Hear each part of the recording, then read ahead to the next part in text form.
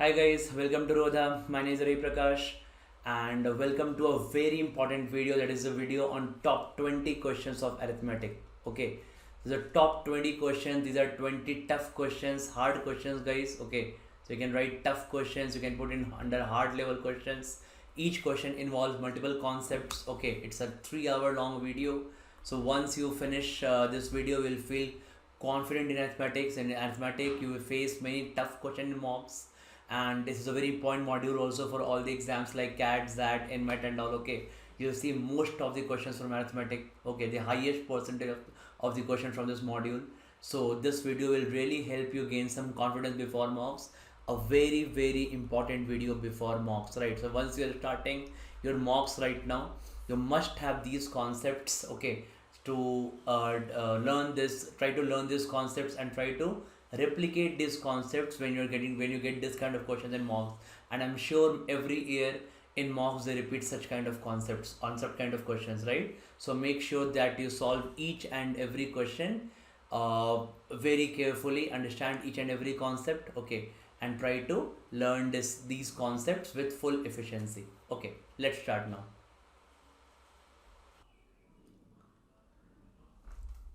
Okay, hi. This question, guys. Now, this question says that Ram, a greedy shopkeeper, uses a 1100 gram weight instead of 1000 gram weight while procuring. While selling, he uses a 900 gram weight instead of 1000 gram one. He marks up the price of the product by 20% while selling over the actual price of 1000 grams. One day, one of his customers found this out. He decides to teach Ram a lesson and interchanges the weights. Unaware of the event, Ram continues his business as usual. By the end of the day, Ram finds out that his stock sold out sooner than it was used to be. Delighted, Ram decides to find out his profit. On calculating, Ram was in for a shock. What was his net profit loss percentage for the day? There you go. Now this question says that, so understand this guys, this question says that he uses a 1100 gram weight instead of 1000 gram weight while procuring, and while selling he uses a 900 gram weight instead of 1000 gram. Okay, now understand this. In the first case, what would have happened, right? So what would have happened in the first case? So in the first case, if he was using a 1100 gram, if he was using a 1100 gram weight for procuring 1000 gram weight. Okay, so now that means 1000 gram he is buying and he is using a 1100 gram weight. That basically means that from the wholesaler, okay, he's paying the cost of 1000 gram.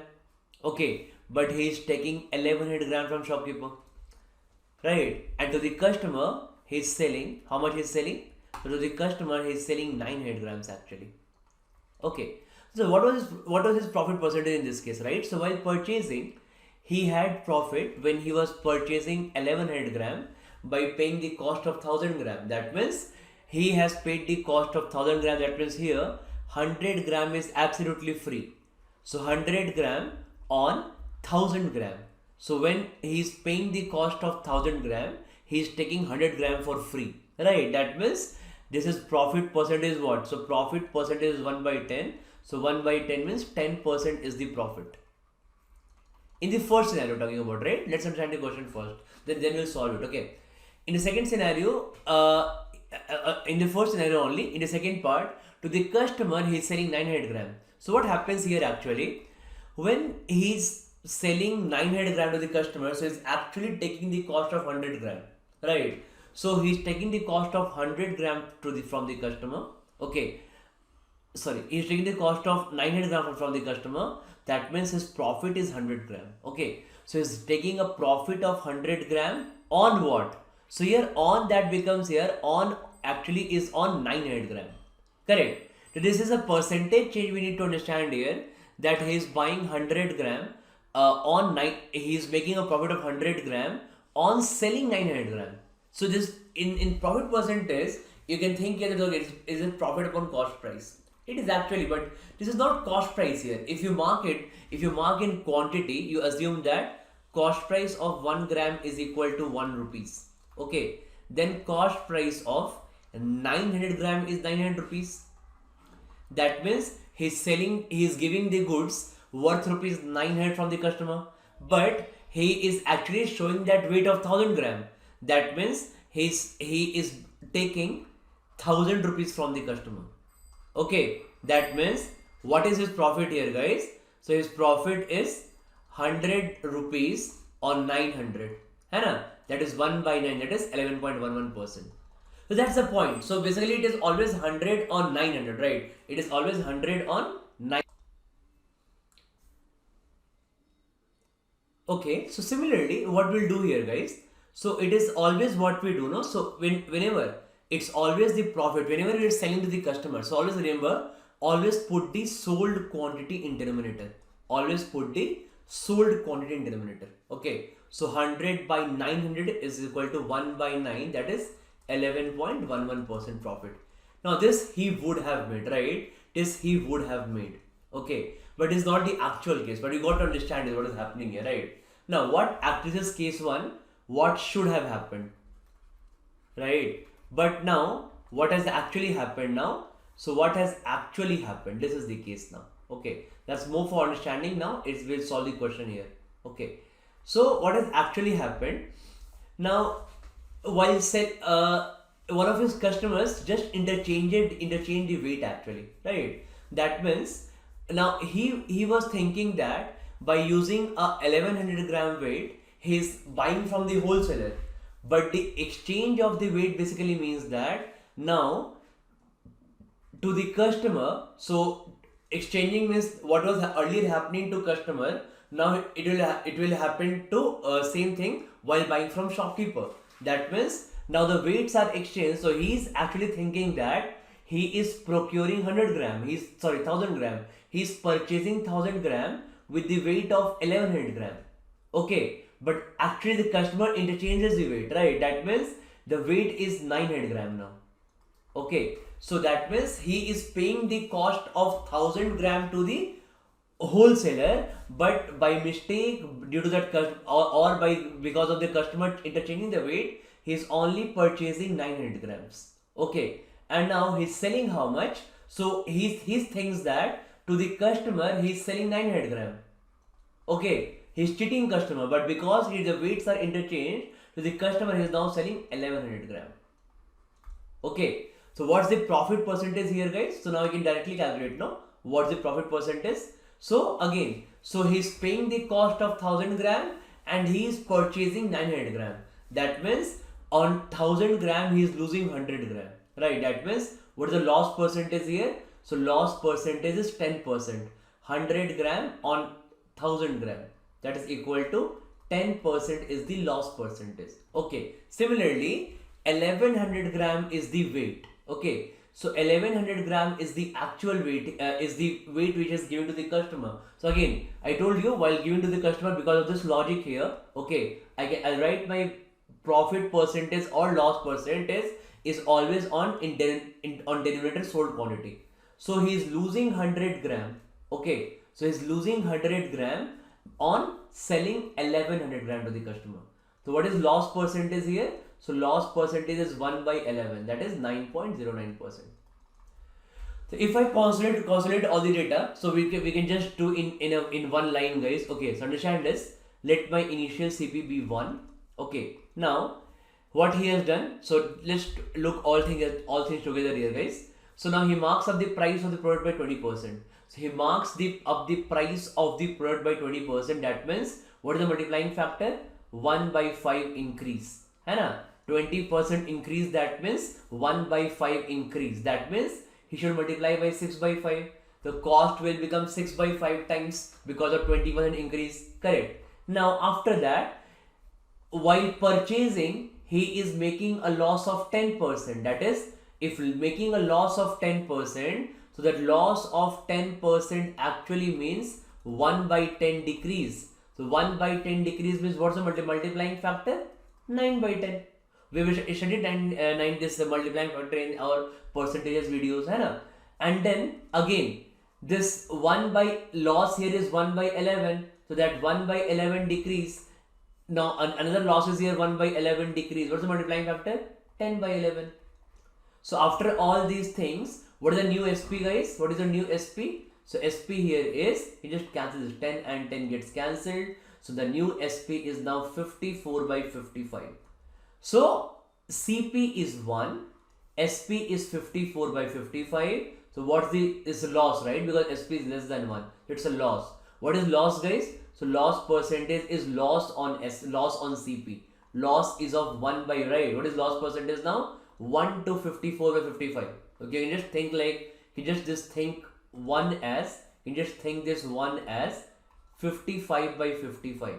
So because of this, calculation will be easier, right? So 55 and 55 same. So 55 by 55 to 54 or 55. Loss is of 1 by 55. So loss percentage is 1 by 55 into 100. That is what? That is, if you solve it, you will get this as almost 1.818% loss. That is option A. So A is the answer for this question. It's a very good question, guys. Okay, so just revise this question. In this part, I have discussed the concept. In this part, I have discussed the actual solution here. Okay. Hi guys. So again, look at this question now. Again, a very good question. How to solve such question? Let's learn this. So again, it's a variety. Once you learn this kind of question, you can solve all such question. One time it was asked in CAT. 2 times it was asked in CAT. Okay, such kind of question.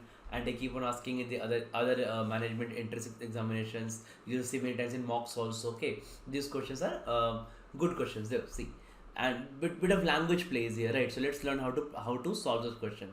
The question says that Suman said to Tarun, "When I was half as old as you are today, you were 1/6 as old as I am now." Right? So don't get afraid by reading such statement. Actually, okay, you just see. So I'm talking about two guys here. They are S and T. Okay, and they're comparing their present and past ages. Right? That's what I get from the question. So let's make a small table here: present and past ages. Okay. So most of the logic, right? So on which we solve many age problems is actually for two persons is that there be their present age or be their past age. Okay, difference between their age will be same, right? Okay, so for example, like if I say that, let's say age of A is right now today 60 years, and if the age of B is right now 30 years, right? So many common sense question, the jokes also you see on this, right? If A is today is 60 years, B is 30 years, so they ask that if when A will be 30 years, then what will be age of B, right? And many people right answer is 15, which is wrong. Okay, so it's the main material, right? Okay, so 60 and 30, correct. So that means that if age difference is 30, so if today if age difference between A and B, okay, so if age difference between A and B is 30 years, so that 30 years will be throughout their life, no? Okay, if the age difference between my father is 30 years, when, let's say for example, when I was born, my father is 30 years, so when I am 10 years, my father will be 40 years, when I am 20, my father will be 50, right? So that 30 is always maintained, and that's the logic we use for solving age problems, right? So now that means the second person is not born now. Okay, so 30 is 0, correct, right? So when A is 60, B is 30. When A is 30, then B should be 0. We should not born. We should not born, right? So that's the logic, right? So basically, if I try to first decode this question now, this question says that when Suman has said to Tarun, right? When I was, so I here is referring to Suman, very important.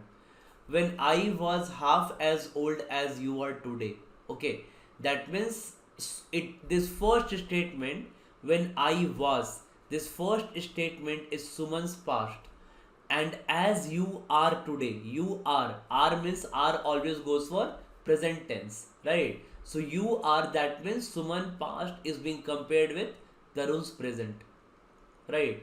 That's the thing you need to decode in this question. Okay, so Suman's past is Suman's past is being compared with Tarun's present age actually. Okay, and it says that Suman is saying that when I was half as old as you were today, right? You was 1/6 as old as I am now. So now you were. So you were means Suman is saying to Tarun. So this you is referring to Tarun, and you were means Tarun's past. ठीक है? 1/6 as old as I am now. I am now. Okay, that means this is Suman's present. That's it, right? Okay. Understand this, guys. So this girl Suman says that when I was half as old as you are today, right? So that basically means that I can just write in a small repetition here. It says that when it's Suman's past, right? It is Suman's past. So let's say Suman's past was X. So when I was half as old as you are today. So Suman's past age is X. So Tarun's present age would be 2x. Correct, right? That's the first statement. Second, it goes like you were 1/6 as old as I am now. Now Tarun's past is 1/6 of Suman's present. So if Tarun's past was y, then Suman's present will be 6y. Understand this, right? Tarun's past was 1/6 of Suman's present. Okay, Tarun's past was 1/6 of Suman's present. So if Suman's present is 6y, its 1/6 will be y, or vice versa. If Tarun's past is y, then Suman's present will be 6y.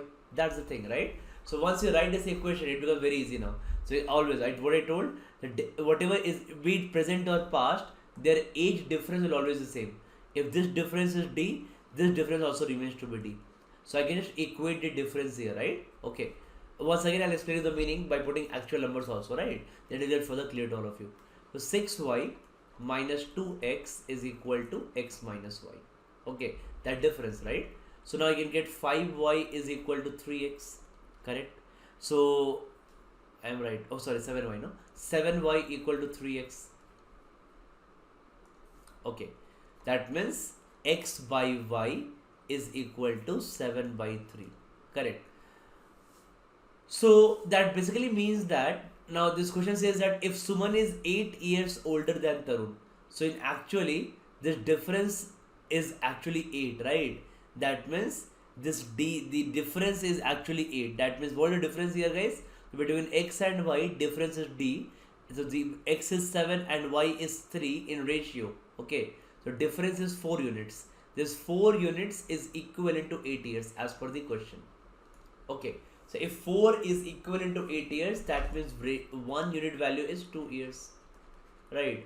So what you need to calculate in this question, what is the sum of their present ages? Okay, so present ages means I can just move here. So this is present ages, right? So difference of 1 unit is 2 years, right? So sum of their present ages is now, if that d is 4, 6y minus 2x is equal to 4. Okay, so I can say that so that means the value of x will be what, guys? The value of x will be now, so I can get the value of x here. X was 7 in units in the ratio 1 is 2 years, so x will be 14 and y will be equal to 3 into 2, 6. Okay, that means if x is 14 and y is 6, right? So that basically means that this is 36 and this is 28, correct? That's difference maintained, right? What is the sum of present ages? 36 plus 28, sum of present ages is 64 years. That's the answer for this question. Okay, so again a very good question, a bit of language play. That's how you solve, right? You just write here what is Suman's past, what I was and what you are, what you were and what I am is representing here. Suman's past, Tarun present, Tarun's past and Suman's present, right? And then this question becomes very easy, right? So now you can just with the help of numbers here, you can just see this question now. This question actually says that Suman is saying to Tarun that when I was half as old as you are today, that means Tarun's age today is 28 years and Suman's age was in the past 14 years. Okay, so at that time, whatever was Tarun's age, okay, Suman was 6 times of Tarun's age. Okay, so whenever Suman was half of Tarun age, right? So today their age is 36 and 28. So they're talking about that what Suman is saying to Tarun, that today your age is 28, right? So when I was of half your age, okay, that means when Suman was 14. So Suman is saying to Tarun, when I was of half your age, then at that time, whatever was your age, okay, for with my present, if I compare, it is 1/6 actually. Okay, that's the meaning here. So I hope it is clear to everyone, right? Okay.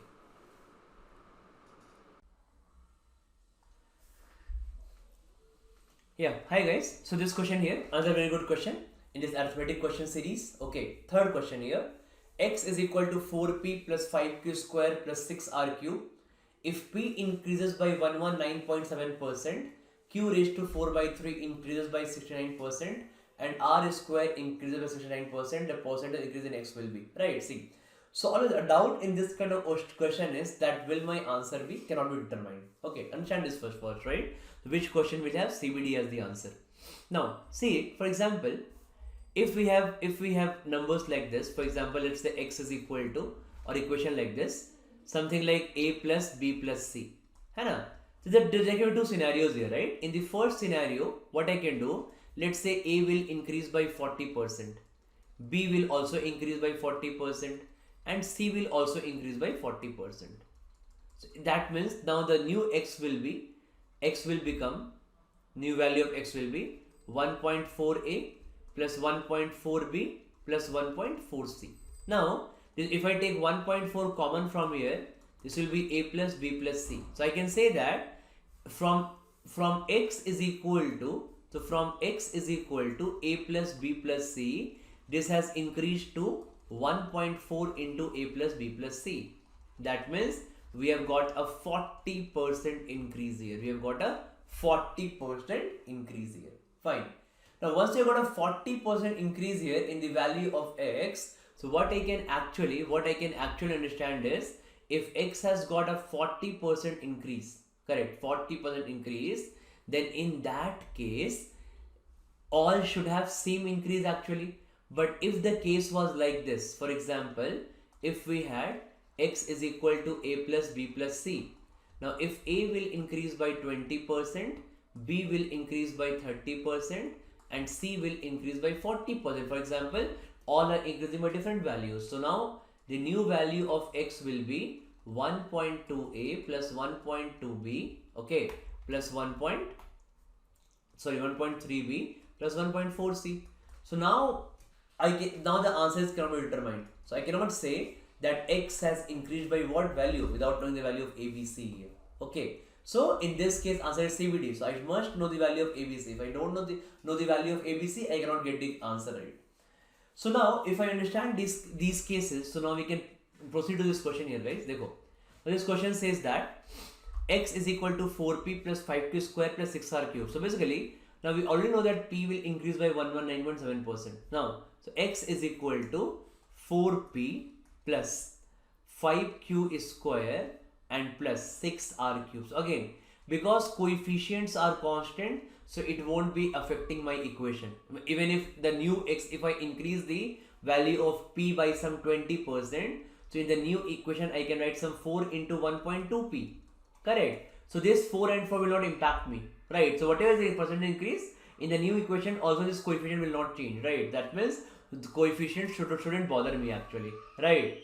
Now if I solve this case further, what I'll be seeing here is that if we have x equal to some 4p plus 5q square plus 6r cube. Okay.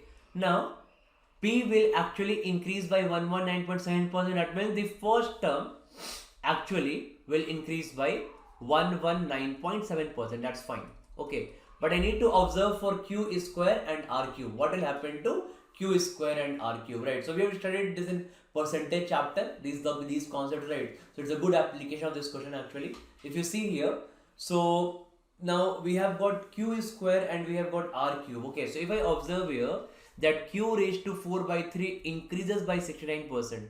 So q raised to 4 by 3 will increase by 69%. What is the impact on q square?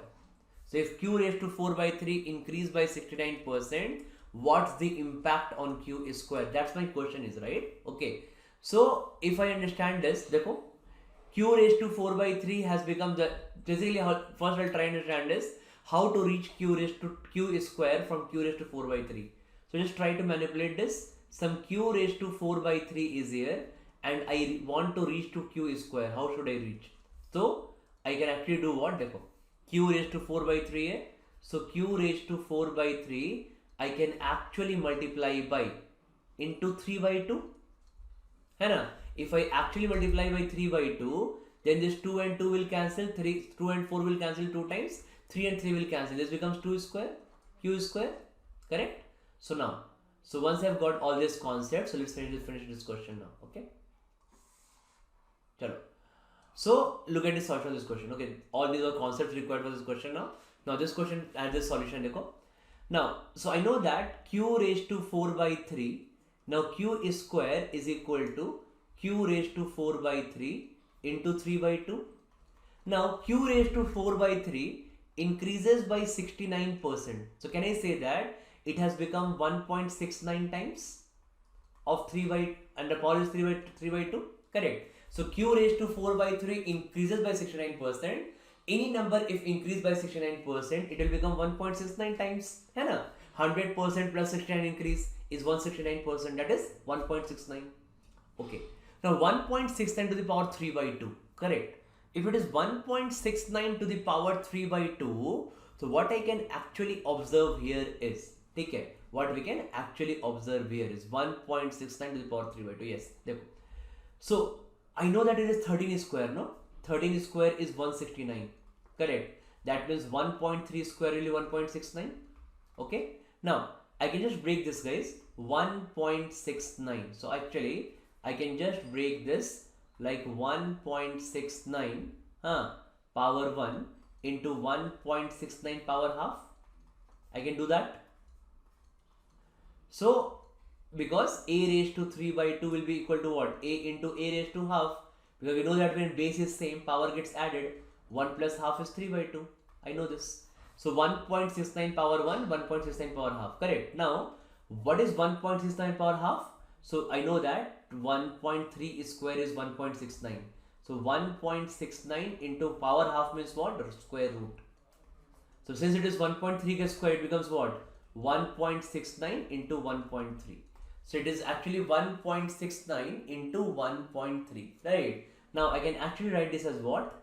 1.69 is 1.3 square into 1.3, and is actually 1.3 cube now.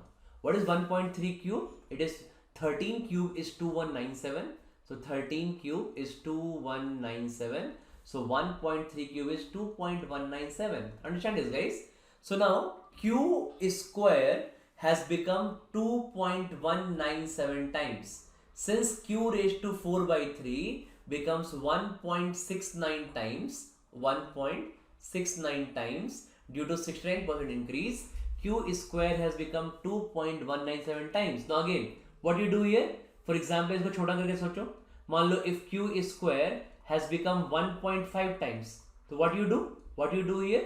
You subtract from 1, right? So 1.5 times means 1.5 minus 1 is 0.5.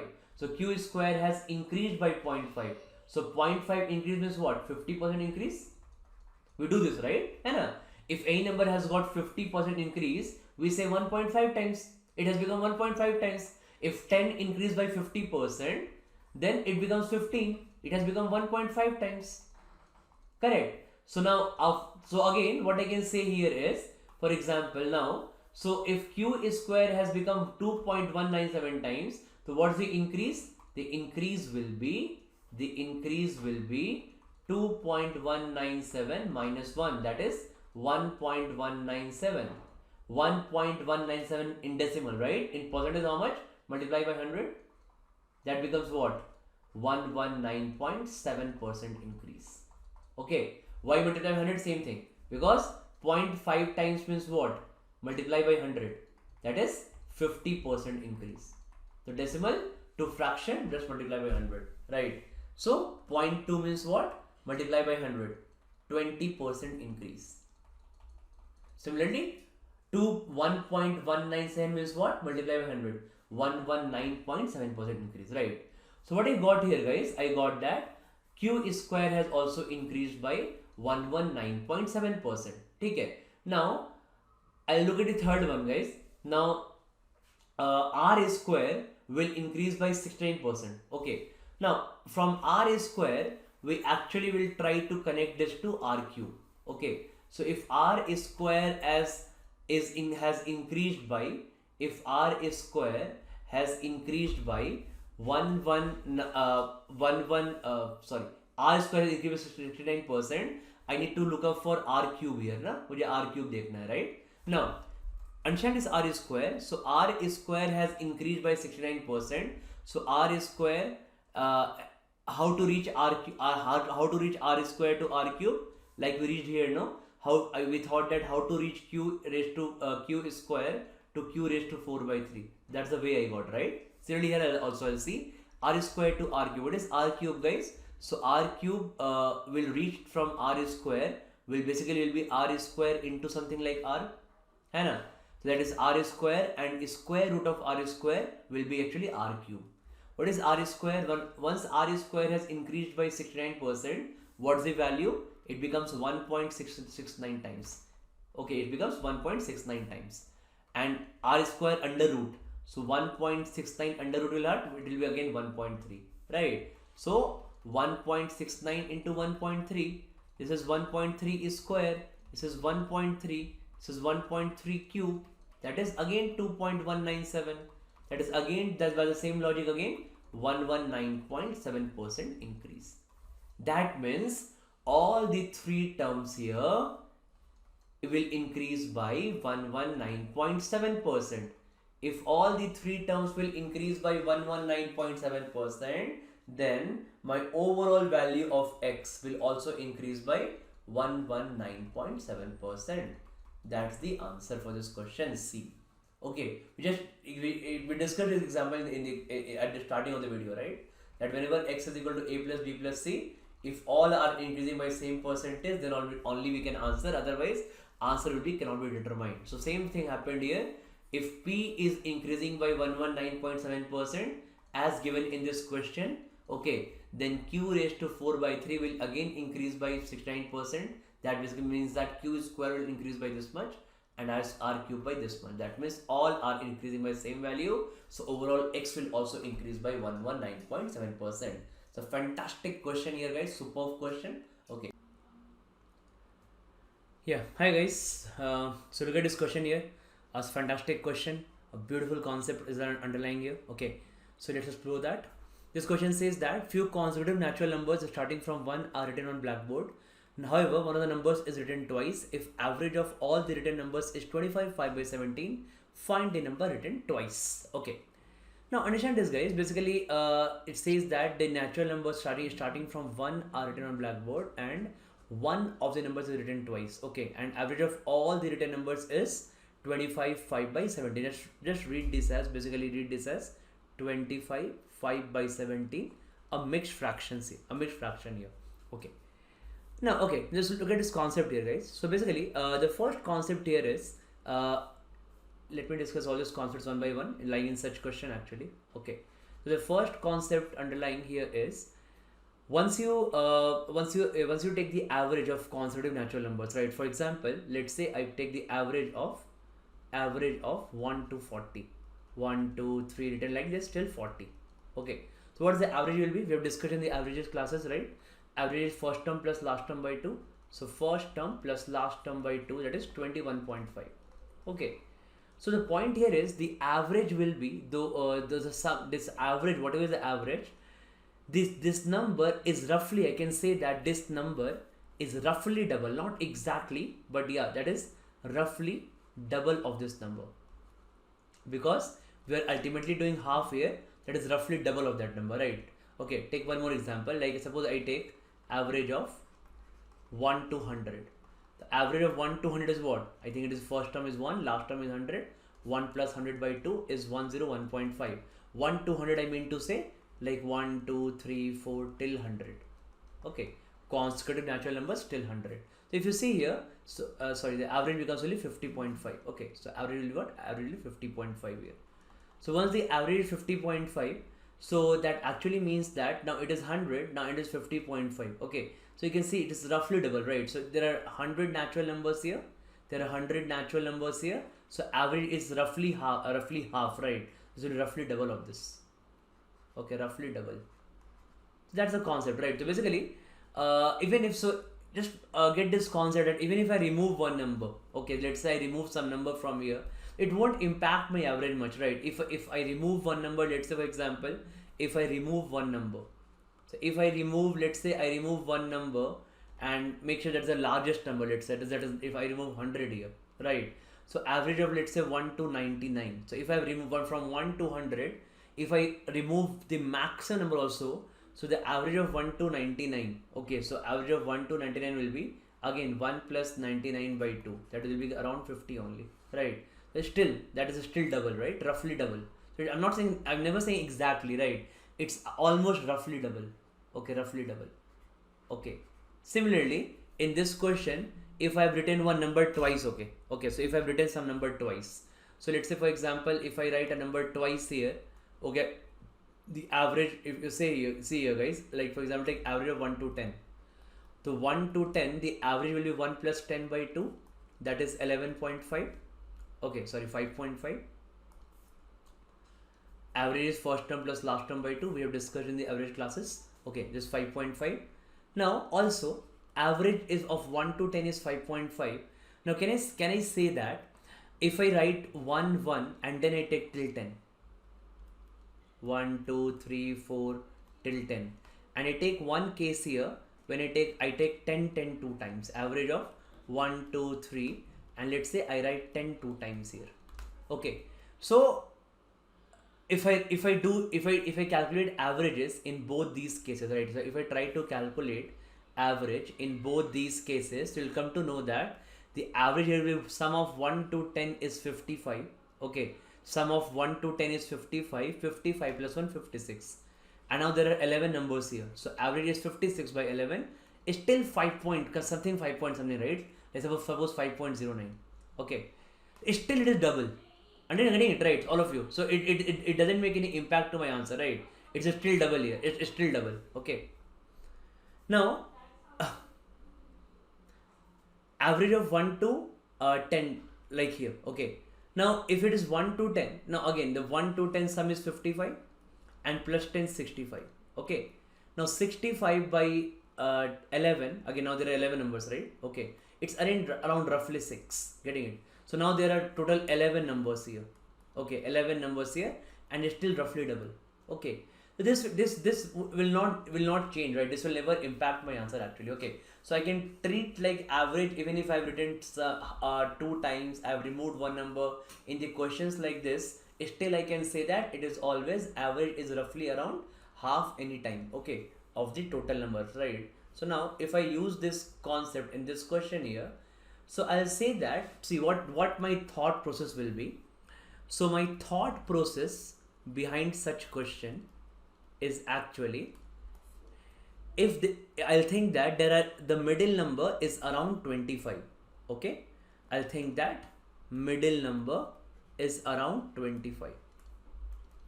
Okay, now when middle number is around 25, so I can say that the total number of numbers, okay, the total number of numbers, that is written numbers, will be around 50. Will be around 50. Can I say that? Right. So total will be around 50. And then understand this guys, that after calculating the average, if I calculate the average of all the written numbers, and mind you, these written numbers will take that into that number also, okay, which is written twice. It will take that also into account. Okay, so I can say that if the average of all the written numbers, the denominator is 17. Now that's an important clue here, right? The denominator here is 17. So if denominator is 17, so what the concept is actually, the average is always sum upon n. So average is always sum upon n. So can I say that the n is 17, right? It's in something 17, right? So it's a ratio, no? So after cancelling and all, there would something be the sum would be some number, and if I cancel something numerator by denominator, if I cancel it, then I'm left with 17 here. That means the total number of number should be a multiple of 17 around 50. A multiple of 17 around 50. Very important logic. Okay, multiple of 17 around 50. Right. Now a multiple of 17 around 50 is only 51. That is only 51. That's it. There's no other multiple of 17 around 50. Right. So the logic will be in this question. Okay. So I can say that some if I calculate here, so that basically means that if there are 51 numbers here, okay, that means for sure 1 to 50 would have been written, and any one of these numbers would have been written twice. So this place can take up any number from 1 to 50. I could take 1 or 2 or 3 like that. I could go to 50. So this 51st number can be anything from between from among 1 to 50, right? So this 1 to 50, and one of these numbers would be written twice here.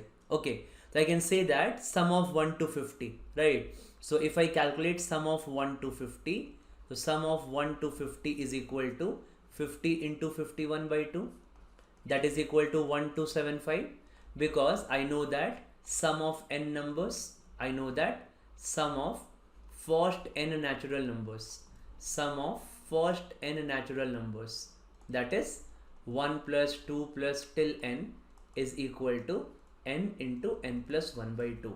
Sum of first 50 natural numbers is 1275, right?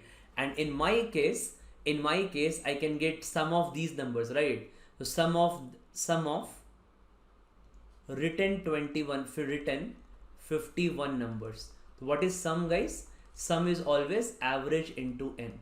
Now what is the average here?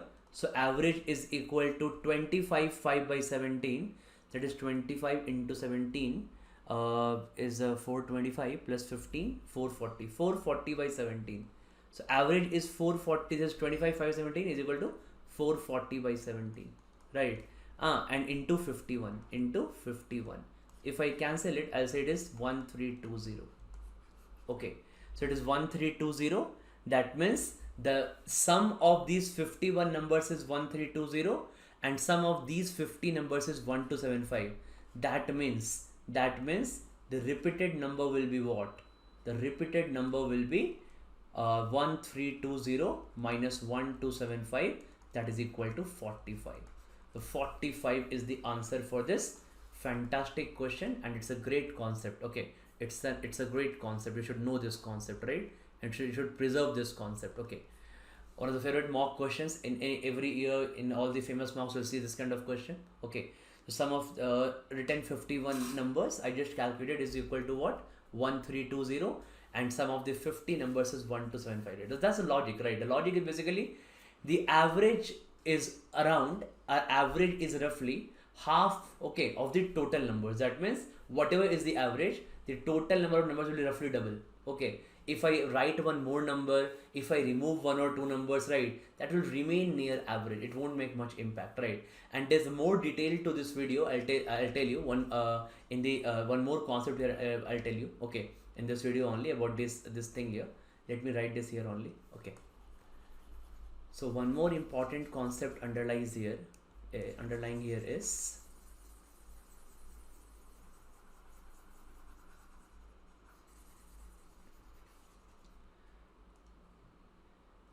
that deviation concept, right? That is a deviation concept. Okay, deviation concept. So deviation concept basically means what? See, it basically means that if there are such questions are basically asked if I try to remove one number, two number. Okay, so if this basically, if let's take example, if I take the average from 1 to 40 consecutively, right? What is the average here? So average will be 40 first term plus last term by 2 is equal to 21.5. Fine. Now let's say I remove the maximum number. So in one case I remove the maximum number, so I removed 40. So what is the average of 1 to 39? So the 1 to 39, the average what? So I have removed 40, right? In one case I have removed 40. Okay, that is a maximum number, right? So we'll see what is the maximum deviation possible. Okay, So 1 to 39, what is the sum here? That sum, what is the average here? Again, first term plus last term by 2. That is 20. Okay? Sorry, 20, 20, yeah, correct, right. So if I remove the maximum number here, okay, this, I think, okay, this is 20.5, guys. This is a mistake here. Okay, 20.5. This is 20, okay? And now if I take this sum from 1 to 41, sorry, not 41. In one case, if I remove the minimum number here, right? So in one case, I remove the maximum number 40. Now let's remove the minimum number 1. So if I remove 1, that is the minimum number. So what is the average of the rest of the numbers? So if you see here, the average of rest of the numbers is what? 1 to 40. I think 1 to, yeah. 1 I've removed, no? So let's start from 2. So 2 to 40. So average of 2 to 40 is what? Again, this is an AP, right? Again, an AP. So in AP, we know that average of all terms is what? First term plus last term by 2. Taught you this in AP videos also, in average video also. So again, what is the average? First term plus last term by 2. So 40, this is first term and plus last term by 2. Okay. So average will be 21. Correct. So you can see the maximum deviation, guys. Okay. The thing here is the average of 40 numbers was 20.5. So if I remove one number, the average, if I remove the maximum number, the average can drop down to 20. It cannot go beyond 20. And if I remove the minimum number, the average will go up to 21. It can't be more than 1, right? So if it is 20.5, the average can be at the most deviation by plus minus 0.5. So plus minus 0.5 is the deviation. Okay. So if 20.5 is the original average, and it is applicable to every number, right? If 20.5 is the original average, okay. So average deviation is by, if I remove the maximum number, it can decrease a minimum to 20. It cannot go beyond less than 20, right? And if I remove the minimum number, it can go maximum up to 21. It cannot go more than that, right? So from 20.5, the deviation is plus minus 0.5. It is true for all, right? You can take any number here, okay? If you remove one number, okay, if you remove one number, let me write this as a concept, right? Okay, so if we remove one number,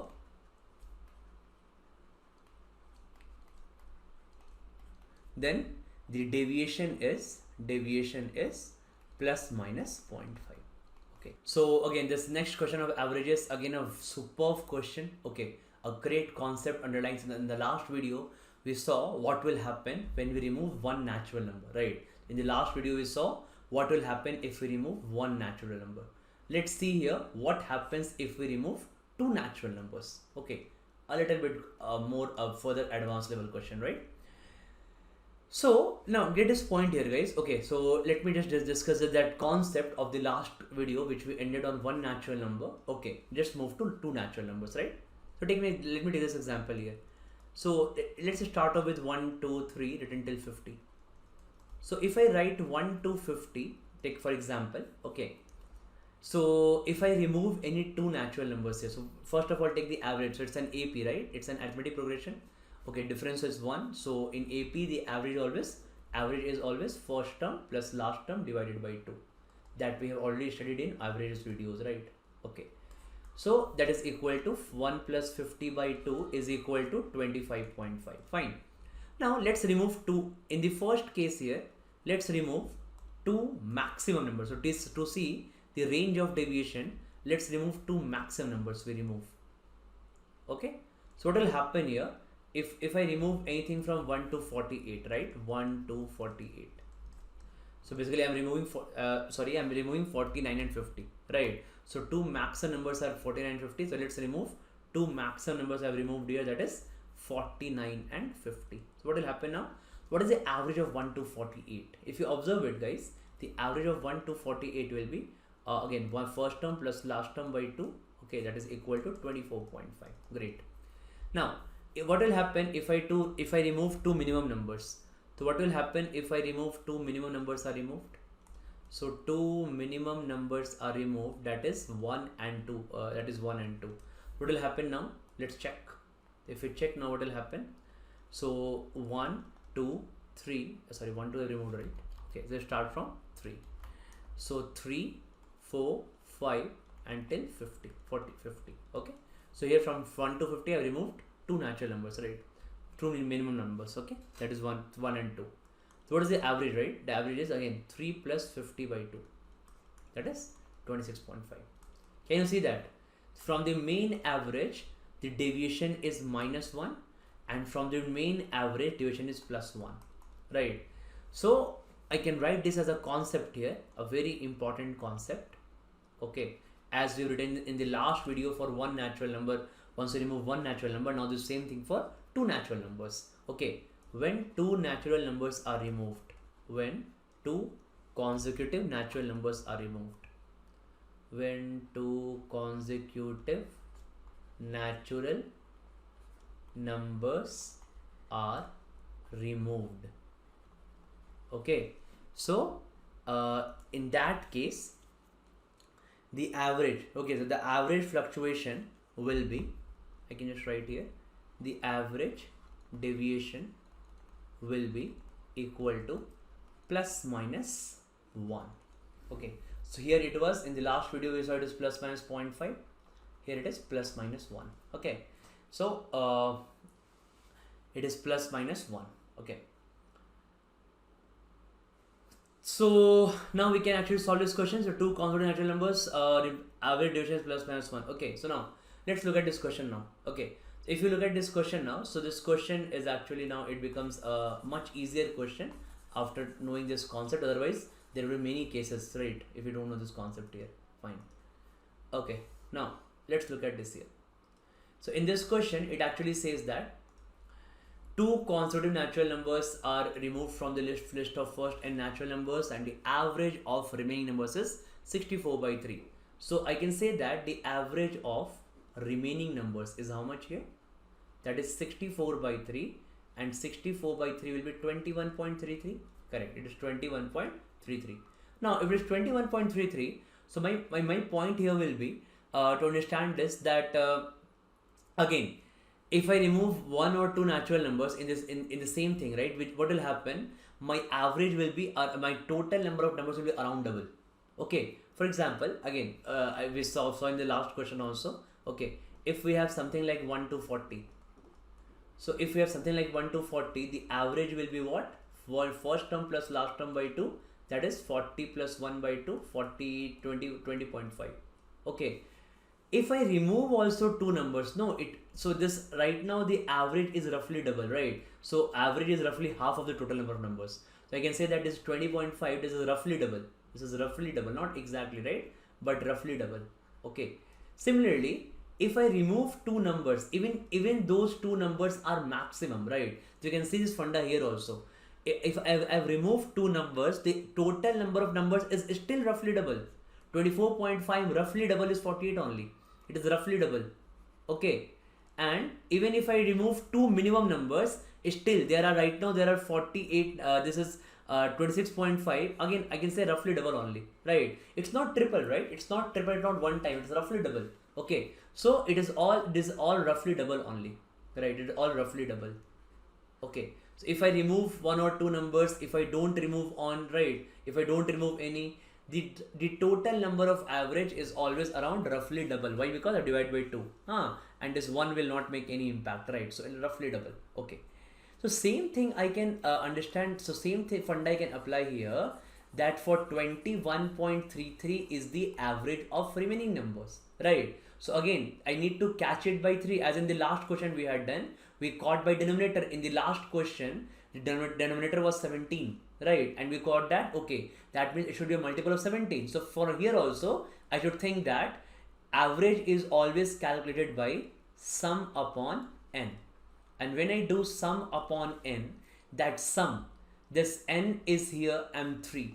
Okay, something, if numerator by denominator, something we would have cancelled, and in last I am left with 3. That means denominator is a multiple of 3. So I need to see that if denominator is the multiple of 3, that means total number of numbers is a multiple of 3. If total number of numbers is a multiple of 3 and it is roughly around double, right? And the total number is, the total numbers will be roughly double of 21.33. Okay, roughly double, right? So that 21.33 roughly double and a multiple of 3. Okay, so two things come in my mind, but understand this guys, this is a multiple of 3 after removing two numbers, no? So after removing two numbers, I'm left with a multiple of 3.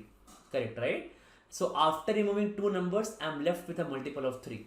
And one more concept we just saw, that if the average is 21.33, okay, the average cannot go beyond this plus minus 1. So after removing two numbers, my average is 21.33, right? So plus minus 1 is the ultimate deviation, right? So in that case, my original average will lie somewhere between 21.33 plus minus 1 range. Okay, that means from 20.33 to 22.33. That's the range, right? So you got this point, no? This is point number 3. What is point number 3 here? Original average is in this range, 20.3 to 22.33. What is point number 2? Point number 2 is total number should be around double of 21.33. What is point number 1? Point number 1 will be that denominator after removing those two numbers should be a multiple of 3. These 3 points, if I combine together and we put pressure on our mind, okay, then we will be able to think that what are the total number of numbers here, right? So after removing two numbers, it should be a multiple of 3. So 21.33 roughly double. One thing should come in my mind is 42, right? So after removing two numbers, if I am left with 42 numbers, that means originally there would have been 44 numbers, correct? One thing that come to my mind is 39, correct? After removing two numbers, a rough double of 21.33, roughly, right? So after removing two numbers, it could be around 39. That means total there would be 41 numbers, right? Now let's try to examine these cases. If I say that there was initially 44 numbers, first 44 natural numbers, okay, so what is their average, guys? So average of first 44 natural number is 1 plus 44 by 2, that is 22.5. Okay, now tell me, can 22.5 be my average? No, na? We just saw that the original average cannot go beyond 22.33. By this concept, the maximum deviation can be plus minus 1. Okay, saw the concept. So now this is 22.5. Okay, so if there are 39 numbers, if there is 39 here, right? Now there are total 41 numbers. So what is the original average? So original average could be 1 plus 41 by 2. That is, 1 plus 41 by 2. That could be the original average, 21. So 21 lies in my range. That's fine, perfectly fine. 21 lies. This is not in my range. If this is not in my range, so I won't take the case of 45 also. A multiple of 3 around approximately double of 21.33. We have multiple of 3 called 45 also, but we won't see in that range, right? Because if 22.5 is it's outside the range, okay, then we cannot go further also beyond this, right? Okay, so that means the only possibility is 39. Okay, and that means originally there were 41 numbers. So originally there were 41 numbers, and after removing two numbers, we are left with 39 numbers. Okay, we are left with 39 numbers. Okay, so that's a great concept, right? Okay, we are left with 39 numbers. Okay, now we can just finish this question now. Now it becomes quite simple with the sum. We can just calculate this sum here, right? Okay, so let me just rub this part for you. Okay, so now we can see this, guys. The originally we had got first n natural numbers, no? Okay, so I can see here that the first n natural numbers. So originally we got 41 numbers. Okay, so what is sum of first 41 numbers? So sum of 1, 2 till 41. What is that sum? N into n plus 1 by 2. So 41 into 42 by 2 will be equal to 41 into 21. So 41 into 21 will be 820 and 41, 861. Okay, and then after removing two numbers, right? So now the sum of rest 39 numbers. What is, guys? What will this will be? Sum is always average into n. What is the average here? Average is 64 by 3. And what is n here? 39. So we see that 3 and 39. So 64 into 13, that is 640 and 192, that is 832. That means after removing two consecutive natural numbers, we see a difference of 29. There is a difference of 29. After removing two consecutive natural numbers, the difference of 29. So 29 as a sum of two consecutive natural numbers. 14 plus 15. This is the answer. So 14 and 15 are my two natural numbers. I was asked the product. So 14 into 15 is how much? This is 210. That is the answer. So I hope all of you like this question, right? Okay. Yeah. So great concept. Chalo. Okay.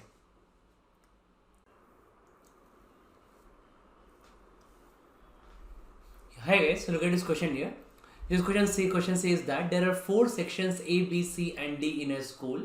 If the pass percentage of sections A, B and C is 50%, that of sections A, B and D is 55%, and that of A, C and D is 60%, and that of B, C and D is 65%, then which of the following can be the pass percentage of sections A, B, C and D combined together? Okay. So now this question here. So look at this question, guys. This question says that there are 4 sections A, B, C and D in a school. So now if I say let the total number of students be. So in school A, let there be A students, in school B, B, in school C, small c, and a small d here. Okay. These are the number of students in each school. So what I can do in this question here is, I can see that the total number of students passing through 3 sections A, B and C should be how much? That I can write here is, so the first equation I can make is the total number of students passing through A, B and C. So total number of students passing through A, B and C should be equal to how much? So if I write passing through A, B and C should be equal to 55%. Hai? That is like, so I can write here, that is 50%, right? So I can write here 50% is 0.5. So A plus B plus C into 0.5. This is my first equation here. Similarly, my second equation will be total number of students passing through A, B and D. So if I write A, B and D here, it is 55%, that is A plus B plus D into 0.55. Okay, this is my equation 2 here. This is 0.55 and my equation 2. Similarly, total number of students passing through A, C and D. So A, C and D is 60%. Okay, that is A plus C plus D into 0.6 I can write here. This is my equation 3. And similarly, one more equation here, guys. So basically it is written here that passing through B, C and D. So B, C and D is equal to 65%, that is 0.6. Okay, that is 0.6 here.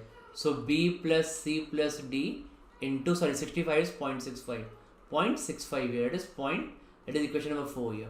So I'll try to relate all these equations. So what I should do here is you just add all the equations. So if I add all the equations, I'll get, so every number will come 3 times, right? A will come 3 times, B will come 3 times, C will come 3 times, and D will get 3 times. So I can write the equations that after adding all of them, if I add all of them, so 3 into total number of students passing through A plus B plus C plus D is equal to what? Is equal to, just add them, guys.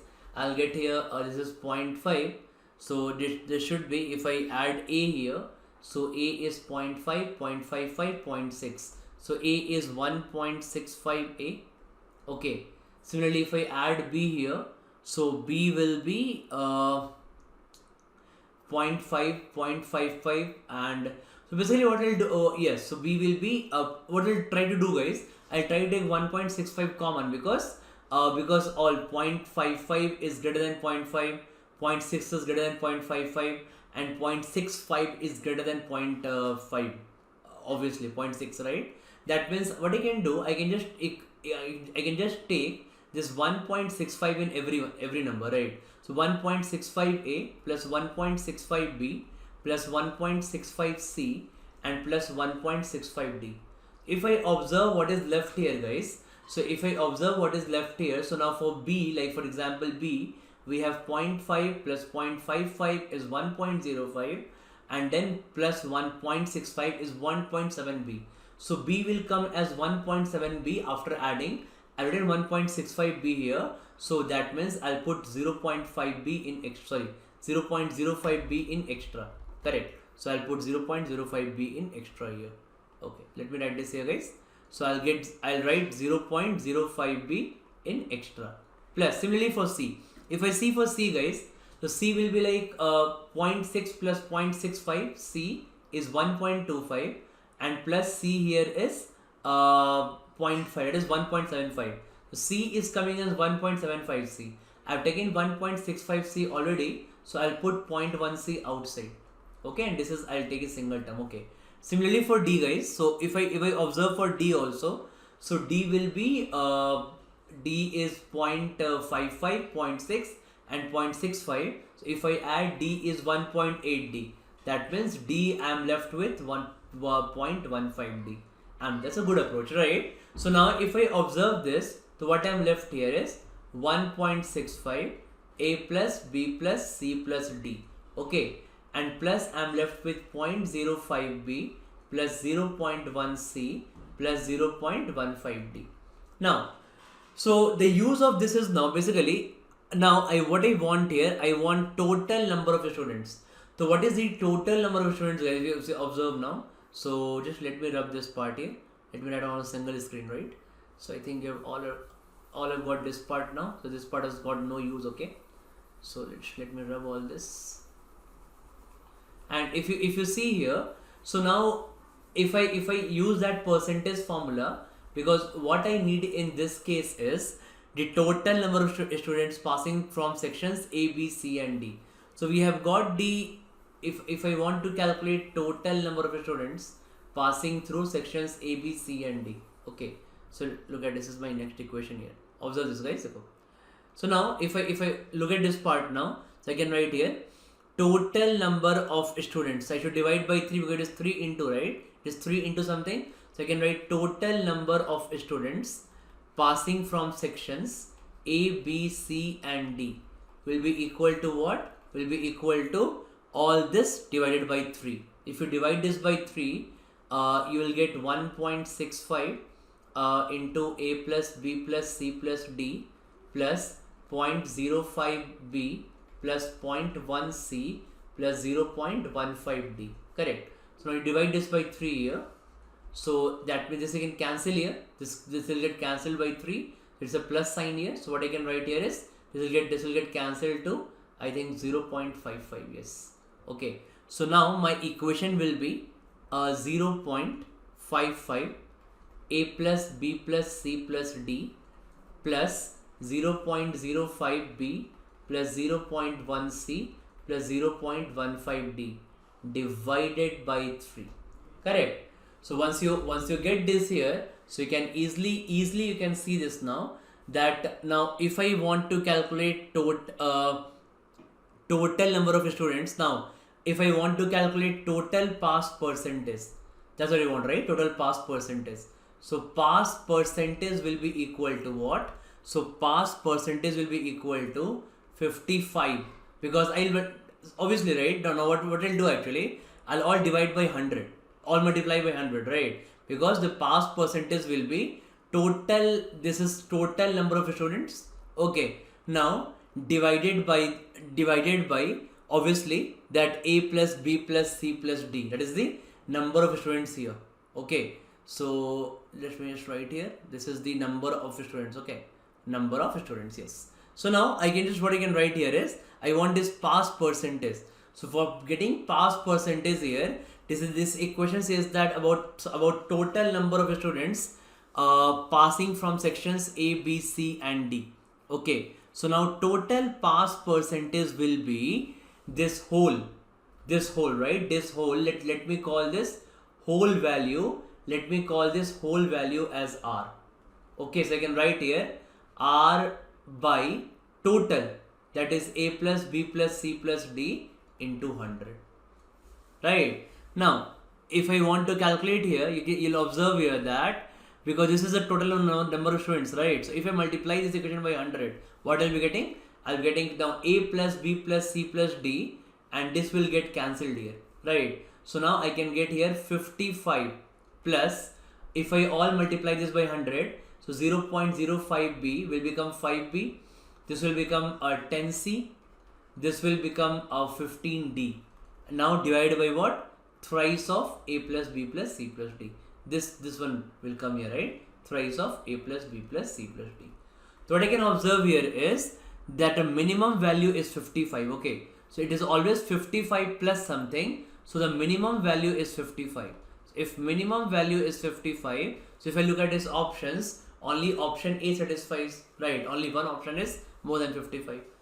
That's how it solves this question, right? So it's a very good question, very nice question, good concept also. Okay, just learn this concept. Okay, yeah. Hi guys, so look at this question here. Okay, it's a very good question actually, a very conceptual question. We learned some concept through this question also. So on a certain sum, the difference between the compound interest and the simple interest for the second year is rupees 3600, and the same for the third year is rupees 7740. What is the sum? Okay, now let's take this example, right? So just I have done this concept in arithmetic videos also. Okay, let's just revise it also right now, and we will for those who don't know, we'll study also. Okay, one more time. So now if you see here, so I can say that now let me take an example, guys. If I say I have a rupees 100 loan from the bank, okay, at the rate of 20% per annum, I have taken from the bank, okay. So I can say rupees 100 is my principal amount. If I don't pay at the end of first year, I need to pay how much to the I need to pay how much to the bank? So I need to pay 120 to the bank. That 20% interest they will charge at SI. Okay. If I don't pay at the end of second year to the bank, I need to pay further 20% because 140. So SI is what? In SI, interest of 20 rupees is fixed. Okay. And if I don't pay at the end of second year also, so in the third year I need to pay 160. Right. So here it is, and it will go so on, right? But here it is only till third year. So let's take an example for third year only. Fine. Now what will happen? Same at CI, guys. What will happen at CI? Understand this. At CI, again the principal is 100 rupees. If the same loan I took at CI, okay. So if the same loan I took at CI, so what I can say that 20% interest will cost me 120. Now at CI, interest on interest is charged. So on the total interest is charged on this 120. Okay. So on 120, 20% interest will become 144. Correct. And then again for the next year, again 20% will be charged on this 144. So 144, 20% is 28.8. So it will become 172.8, right? There are two things here, guys. Actually, so understand this. Okay. First year SI is 20. First year CI is 20. Difference is 0. Okay. First year difference is 0. Okay. Second year SI is 20. Second year CI is 24. Difference is 4 rupees. Okay. Third year SI is 20 and third year CI is 28.8. But this is 28.8, right? What is the difference here, guys? Difference is 8.8. If you add the difference for 3 years, the total you will get difference as what? 0 plus 4 plus 8.8. Total difference is 12.8. That is being shown here. 160 and 172.8. Total difference is 12.8. But the difference for only third year is what? 8.8. Only second year is what? 4. This is what been asked here actually. Fine. So now in this question, the difference for second year is 3600 given, right? So can I say that now? Now you can easily understand this, guys, that once I make that a small table, okay, which we have studied in the arithmetic videos also. So let's say my total principal is P rupees. Okay. Out of P rupees, I am paying, that is P is 100 here. So I am paying 20 rupees every year at least for SI, है ना? So 20, 20 and 20. I am paying at the end of first year, second year and third year. Let's say this is the value of A here. A is 20. A is 20. Okay, and then I can say that on this 20 rupees here, so what is CI? CI is interest on interest. So in the second year, I am paying this extra 4 rupees. Why I am paying this extra 4 rupees? Because first year interest of 20 rupees I didn't pay. So now they will charge me interest on interest from second year onwards. Okay, so on this 20 rupees, 20% extra they will charge me. So 20% extra is what? 4 rupees. Okay, now let's call it B here. Okay, let's call it B. Okay, now again, in the third year, what will happen, guys? In the third year, again, so in the third year, again, because I didn't pay interest in the first year, that 20 rupees, so that on this 20 rupees, they'll charge me for 20% interest here, 4 rupees, and again on this 20 rupees, they'll charge me on 20% interest here, 4 rupees. Again, the value is same, let's call it B.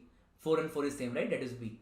Okay, so that means till now, I've done the work on this 20 rupees. On this 20 rupees, I've paid 4 rupees penalty, that is interest on interest in second year and in third year both. Okay, now in third year, I need to pay. Now this is only compensation for first year interest, right? Because I'm not paying interest loan in first year, I need to pay these things extra, right? CI is interest on interest. So we treat CI as like penalty. Okay, so I'm paying 4 rupees extra because of not paying loan earlier. Okay, now in the third year, so in the third year now, if this is 20 rupees, this is done, right? This part is done.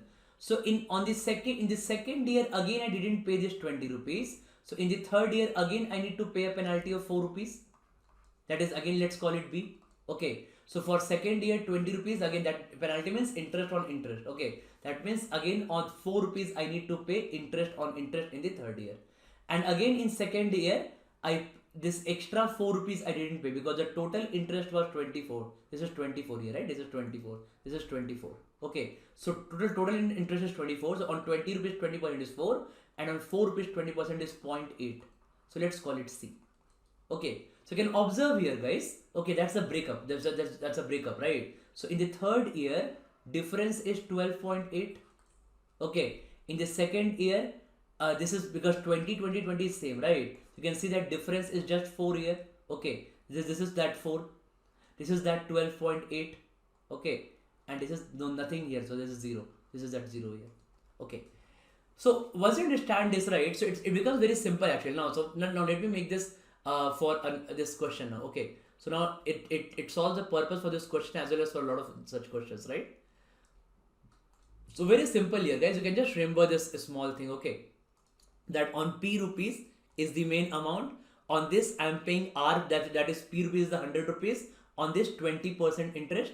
So 20. So on that P rupees, R percent interest. Then let it call A and A in the first, second and third year.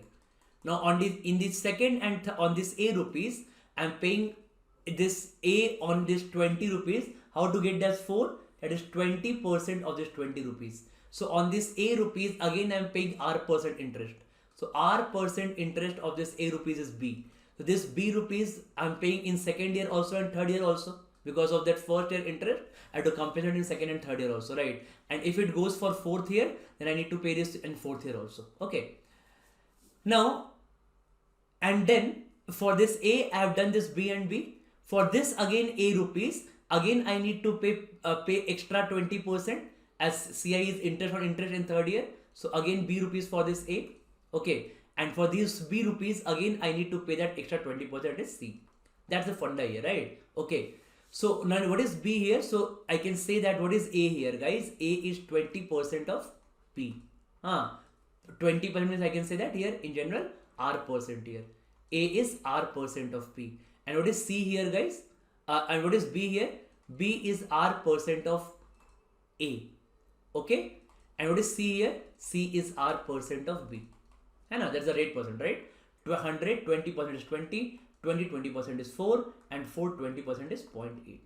Okay, so now once you understand this data, right, so this table, if you understand here, guys, this makes my job very easier now. Okay, so this is a very important part here. If you understand this now, you can solve such questions with great ease. Okay,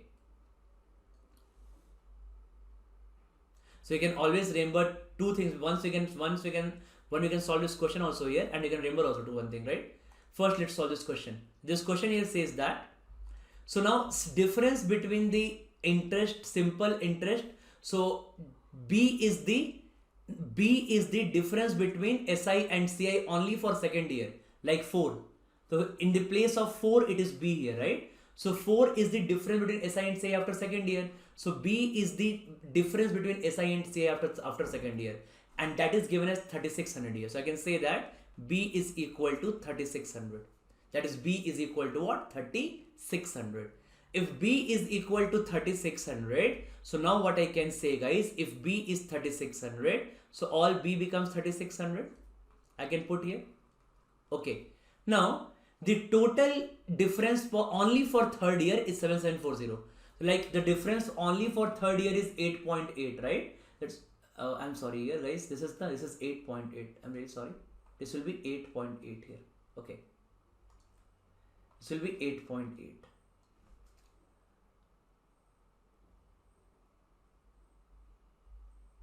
Okay, so this 4 plus 4 plus 0.8 is 8.8. Okay, so once you read here 8.8 here, so this instead of this 8.8, okay, the total, instead of this 8.8, we have this 36, we have this 7740 here. That is, total is what? 4 plus 4 plus 0.8. That is total difference. So this is a total difference for only for third year. Okay, so 3600 is 7200. That means C should be 540. Okay, so you can automatically see that C was R percent of B. It satisfies, no? C was R percent of B. It satisfies, right? It satisfies that if C was R percent of B, so C is, you can see here that C will be what? 15%. What is 540 by 3600? So 540 by 3600 is what? It is 15%. So you can see that it will automatically satisfy now.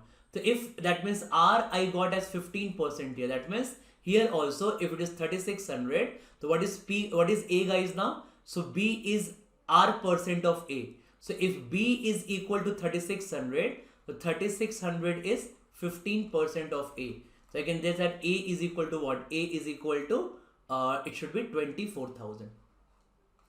Okay, 24,000, right? So A is 24,000. And again, A is R percent of P. So I can say that 24,000 is 15% of P. That means what is the value of P here? P is equal to I think 1,60,000, right? So 1,60,000. So P is equal to 1,60,000. Okay. So all things you can see automatically also satisfies, right? 160, 24, 36, all are 15% here. Okay. So that's a great concept behind this, right? And you can remember one more thing from here is, one more cash question can be asked, that the total difference between SI and CI after third year is 12.8. How do you get this 12.8 here? You add all the difference, B plus B plus B plus C. So total difference after delta 3 we can write difference between SI and CI after 3 years is equal to 3B plus C. 3B plus C. Okay. This you can solve quite easily all these questions, right? Where B is the difference between SI and CI only after second year, and C is the 20% R percent of B. Okay. So all these concepts are very useful. I hope you got all this funda. Okay.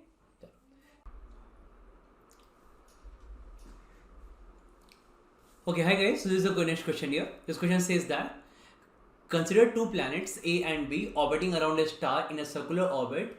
When the planets complete 1/8 of their revolution around a star, they cover distances in the ratio 1:3 and take 10 days and 15 days respectively. It is known that the distance between the planets when the planets are closest to each other is 7 × 10⁶ kilometers. Find the difference in the speeds of the two planets. Right? It's a very good question here. It's a very nice question. Understand this question here, guys. It says that two planets A and B are orbiting around a star. Okay, let's say I make a star here. Okay, so you know I'm bad at drawing. Okay, so now two planets here are orbiting around a star. Okay, so let's say is the first planet orbiting around a star. Okay, so let's say, and is the second planet orbiting around a star.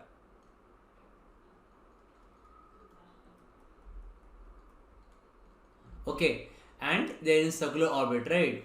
So understand this. It says that it is known that the distance between the planets and the planets are closest to each other. So these two planets will be closest to each other when all three are in a straight line. Okay. So like these two are at different at many times, right? These will be at different positions. So let's say this is a faster planet. The one planet is faster, other is slower, right? So somewhere this planet is moving here. Okay. Somewhere this planet will be moving here, let's say. But sometime at one point of time they all will come in a straight line. So let's say this slower planet is here, and the faster planet is crossing like this. Okay, so at one time these three will be in a straight line, obviously, right? So when these three are in straight line, the distance between the planets is given as this distance d is given as 7 into 10 raised to 6 kilometer. So that's the question here, guys. That's the question. Okay. Now, so if I understand, if I understood this question actually, then what I can see here is now 2 pi. Now see this, the this planet A circumference, right? So I directly can say that, let's say this planet A here. Okay. So planet A is, I think, yes. So let's say planet A is this one, and let's say planet B is this one. Okay. So when the planets complete 1/8 of their revolution around the star, they cover distance in the ratio 1:3. That means I can say that total. Okay, so planet A will, if I say that planet A, so if planet A will travel a distance of x in 10 days. So if planet A will travel a distance of x in 10 days, okay, then I can say that planet B will travel a distance of 3x in 10 days. Obviously, sorry, in 15 days, correct. So 3x in 15 days, right? Now, from this I can say that, so if it covers distance of x in 10 days, then the planets complete 1/8 of their revolution around a star. So this distance is 1/8. That means I can say that its circumference, this circumference is the boundary, right? This is the whole length of the boundary of circle. This is called circumference. The circumference in this case will be 8x, and in this case this circumference of will be how much? It will be 24x, because when they have covered distance of x and 3x, they have covered 1/8 of the revolution. So x distance is just 1/8. So what is total? Total would be 8x. Correct. So get this point now, guys. Okay, so now after this, once I am further solving it, what I'll be getting here is, now circumference 8x and 24x. So now what I can say here is, now circumference is 2 pi r. So 2 pi r, radius of circle A, is 24x. Sorry, 8x, I should write this one. And second is 24x. So this is 8x, and the second will be 2 pi rb is equal to 24x. So from here we'll get the value of radius of circle A is 4x by pi, and radius of circle B is 12x by pi. This is what I'm getting here. Okay, now 12x by pi and 4. Now it is written that, now obviously this distance d should be equal to what? Radius of circle B. Okay, I've written this reverse actually.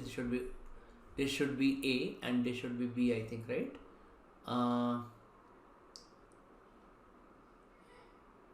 They cover 1:3, and this smaller, okay, this is 10 days, right? Okay, that's fine. This is A and this planet B. So what I can do here is, guys, so I can write here that RA minus RB. So D is what? D will be radius of circle A minus radius of circle B. Okay, so radius of circle B minus radius of circle A will be this distance D here. So radius of circle B minus radius of circle A here. So radius of circle B minus radius of circle A, this will be equal to 7 into 10 raised to 6 kilometer. Okay.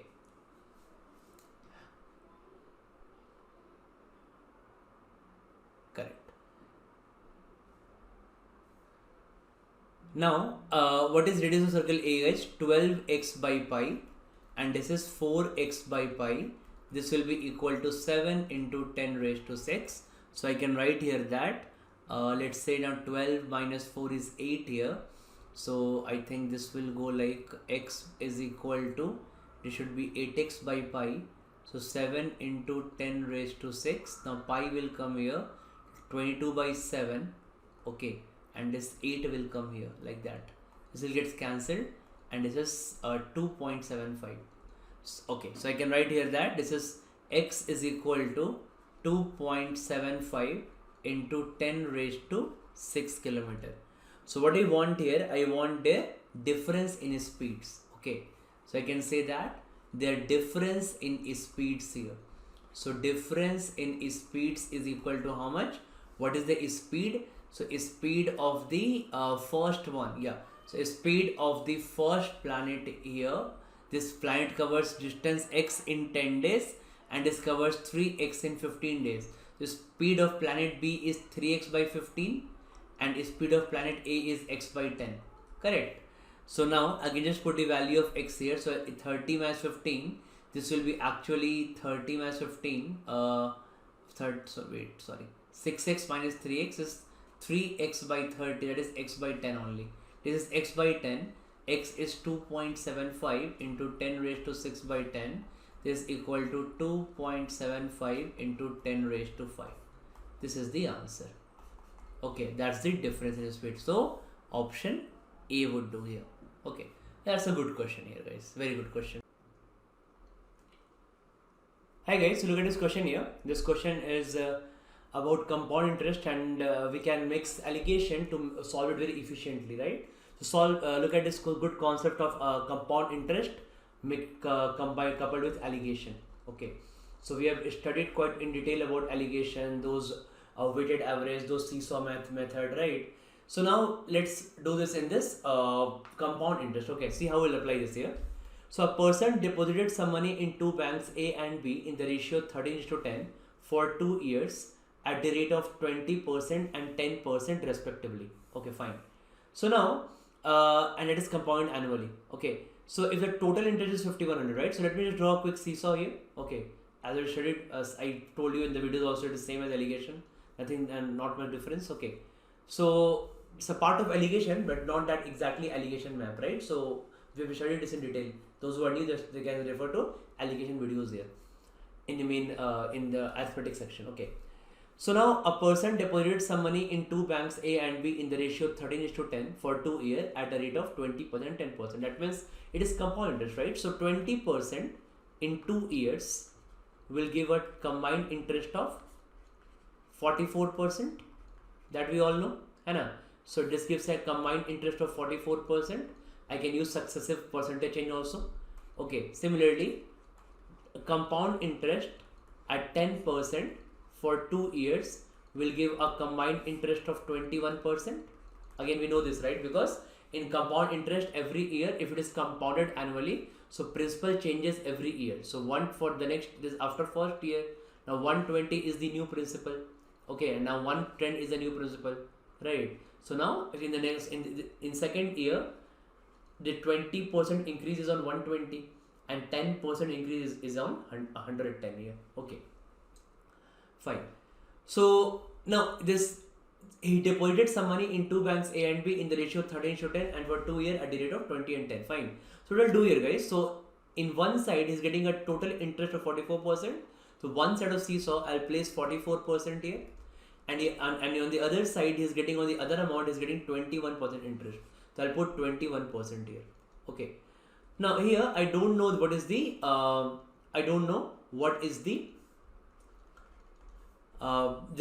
combined interest here in percentage. I don't know. Amount I know, right? It's 5100. That means I need to equate with that. But the ratio is given, right? So what is the ratio here, guys? So ratio is 13:10. That means if this is amount for bank A and bank B, so for bank A, the ratio of the weight is 13, right? So the seesaw which I put here, the ratio for the weights is 13:10. Okay. Now, so I know that, but I know I need distance ratio, right? So once I need distance ratio here, so distance ratio is what? 10:13. Again, we have studied these things in quite in detail in arithmetic alligation chapter. You can watch that. Okay, so it is 10 is to 13, right? So now at what I can do, that means a difference of 23 here, okay, in the ratio of 10 is to 13. So 44 minus 10 is 34, or 21 plus 13 is 34. That means the combined interest is this. What is 34%? Combined interest on both the banks A and B. And I can directly equate now that 34% of total amount X, he gets interest as 5100. Correct. So now what is the value of X here? So 5100 into 100 by 34. Just cancel it. 1.5 times into 100. Okay. And again into 100. That is equal to 15,000. So 15,000 is the answer. Okay. So very good application of allegation in compound interest, right? So a very good question. You can just many people don't think this way. Okay, so you can just think like on one, whenever it's always is an allegation, right? You always have this mixture of two things, okay, and combine to give a one more thing actually. Okay, so those two things here are giving third thing here. Those two money in banks A and B are giving a third thing, that is the combined thing. Okay, so always if you see allegation, typical allegation questions, the what happens there? There's one quality of rice, there's other quality of rice, and both the qualities of rice are mixed to make a separate qualities of rice. That is the third quality of rice. So wherever you feel this thing, and always apply allegation. Some money from bank A, some money from bank B, both are used to make a third kind of money, which is the combined part, right? This is the allegation. Okay.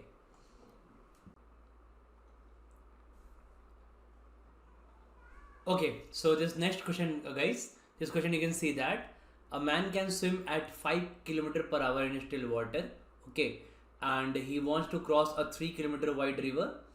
The river is flowing at 12 km/h, and if the man can run at 18 km/h, then what is the average speed in km/h of the journey in which he can reach a point that is exactly opposite to the prime point from where he started in the least amount of time.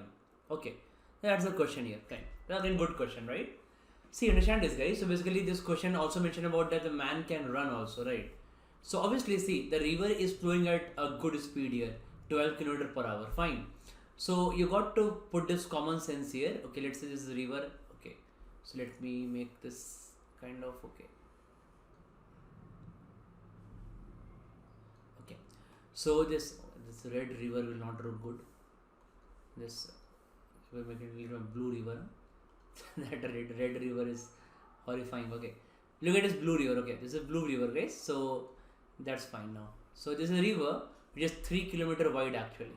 Okay, so if this is 3 km wide here, so it says that a river is flowing at 12 km/h. Now the river is flowing at the rate of 12 km/h, and the man can swim at 5 km/h. The man wants to reach a point that is exactly opposite to the point from where he started in least amount of time. So if the man starts from this point, so because the river is flowing in this direction, guys, so man will try to move straight, will try to swim straight, but he cannot move. He will always be moved towards the right side. Okay, so let's say the man is trying to move, but this is the actual path of the man. So man will reach at this point. The man will reach at this point. Okay, this point. So now the man can swim at 5 km/h, and the river is 3 km wide. Okay, so what is the least amount of time to cross the river? So least amount of time to cross the river is equal to least amount of time to cross the river is equal to 3 by 5 hours. 3 km is the distance, and 5 hours. 5 is the speed actually. Okay. Now, how much he will drift towards the right side? So in this time he will drift. What is the distance, right? Okay. So I want to get this distance here. So how much he will drift here? So I can say that he will drift by, because the speed, because the river is flowing at 12 km/h. So, and he traveled for 3 by 5 hours. So he will drift by a distance of what? 12 into 3 by 5, that is 36 by 5 km. So I can say that this distance is 36 by 5 km. sorry. So if this distance is 36 by 5 kilometer, so man after reaching here man will have to again run this distance here. Okay. So this distance, man running speed is what? 18 kilometer per hour. So in how much time he will cover this distance here? This distance he can cover in 36 by 5 kilometer is the distance, and time is distance upon speed. The speed is 18 kilometer per hour. Okay. So that means in 2 by 5 hours he can cover this distance. Fine. So what is the distance? So basically I need to find the average speed here. Okay. So average speed means total distance by total time. Average speed means total distance by total time. Total distance upon total time. Okay. So in that case, if you see this, so this distance is 36. This distance is 36 by 5 kilometer. Fine. Now what is this distance? This distance I can calculate simply. This distance will be, this is 3 here, and it's 36 by 5. So by Pythagoras theorem, this will be what? Under root 3 square plus 36 by 5 whole square. Okay. So that will be how much? 36 square, 5 square. So I think 1296 plus 25, 1321 by 25. That will be 39. 39. Yes, 39. This will be 39 by 5 kilometer. Okay. So now this is 39 by 5 kilometer. Total distance upon total time. This distance he ran in 2 by 5 hours, and this distance is he has covered this distance in 3 by 5 hours here. That should be the total average speed. Okay. If you solve here, this is 15 and this is 1. So 15 kilometer per hour is the answer. It's a very good concept, guys. So again, understand this. And this is the question here. So it is not, you're not studying physics and also don't think about applying physics here. That he can travel like this, and he can go like this, and he can apply vectors and all, right? So not at all. Okay. So in the aptitude exams, this is a formula you need to follow behind such questions. Okay. Okay, so look at this question here, guys. This question says that a company's analytics team has modeled its total revenue TR as TR is equal to 3W 1.2 A 3.6. This is the power here, where W is its wage payments and A is its advertising expenditure. Okay, the approximate change in TR if wages are increased by 5% will be. So you just write this equation now, guys. Okay, so let me this TR is given here as 3W raised to power is 1.2 here, and A power is 3.6 here. Okay.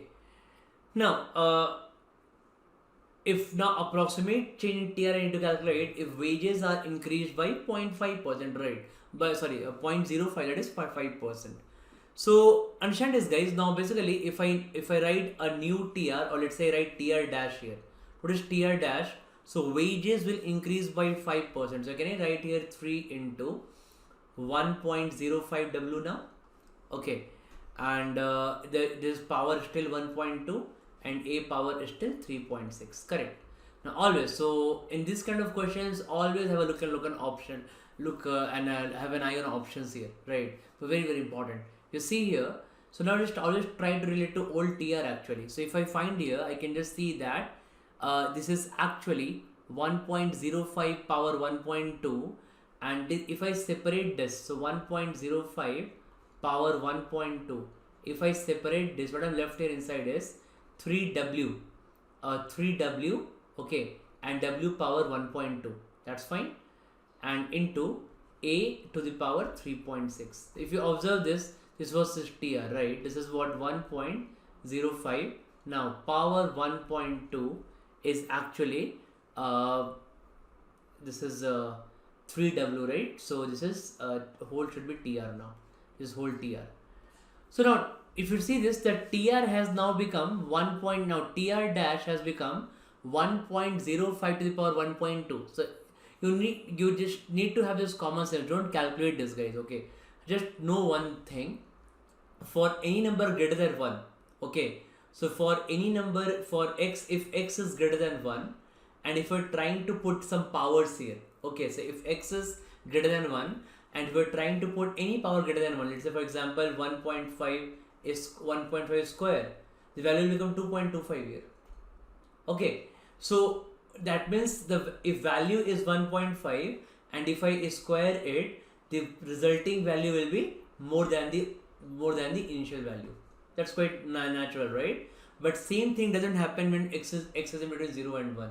If x is in between 0 and 1, for example, if I take 0.8, so now if I square 0.8 here, its value is 0.64. Okay, so now that means after squaring, the value has decreased. And on the simple question, there are so many on the simple concepts, there are so many questions actually, right? So 0.8 is square, so the resulting value now 0.64, unlike this, is greater than or less than or 0.8 here.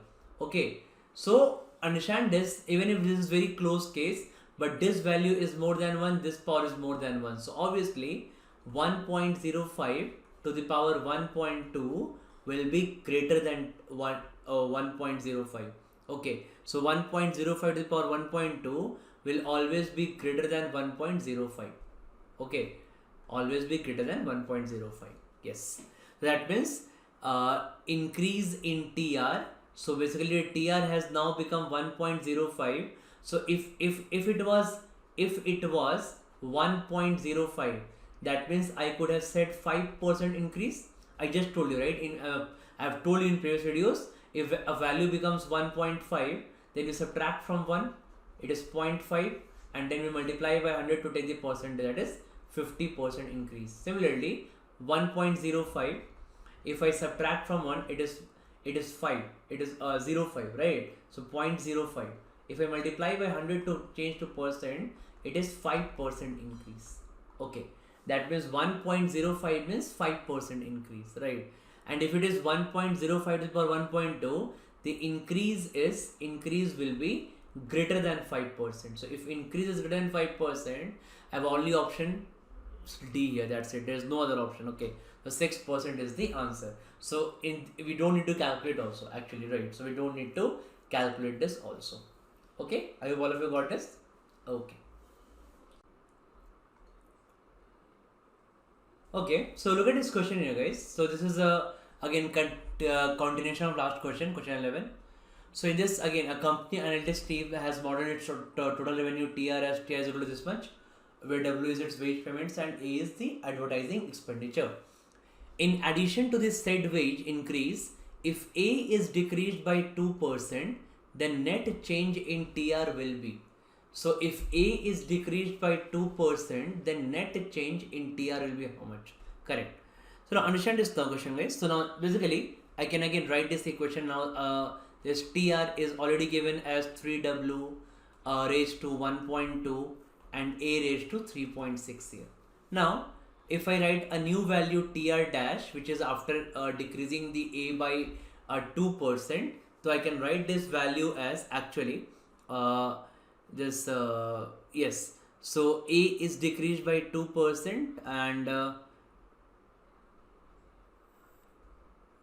so in this case W is not decreased. Acha, okay, side it says that in addition to the wage side wage increase. So you can just refer last video, guys, refer question 11. In that it was like the wage has already increased by 5%. Okay, that means if wage has increased by 5%, that means 1.05 times, and A has decreased by advertising has decreased by 2%, that means 0.98 it becomes. Correct. So a bit calculative, right? So again, see how logic will put here and we'll try to solve it. Okay, now see this, guys, this TR dash here. Now can I say that this is 3 into what? Now W raised to 1.2. So W raised to 1.2 is basically, now this W will be 1.05 W, the new W here, after 5% in 5% increase raised to 1.2, and now this is 0.98 A after A has decreased by 2%. Correct. Now if I solve it, so now let's separate this extra values here. So again I can separate this 1.05 raised to 1.2 into 0.98 raised to 3.6.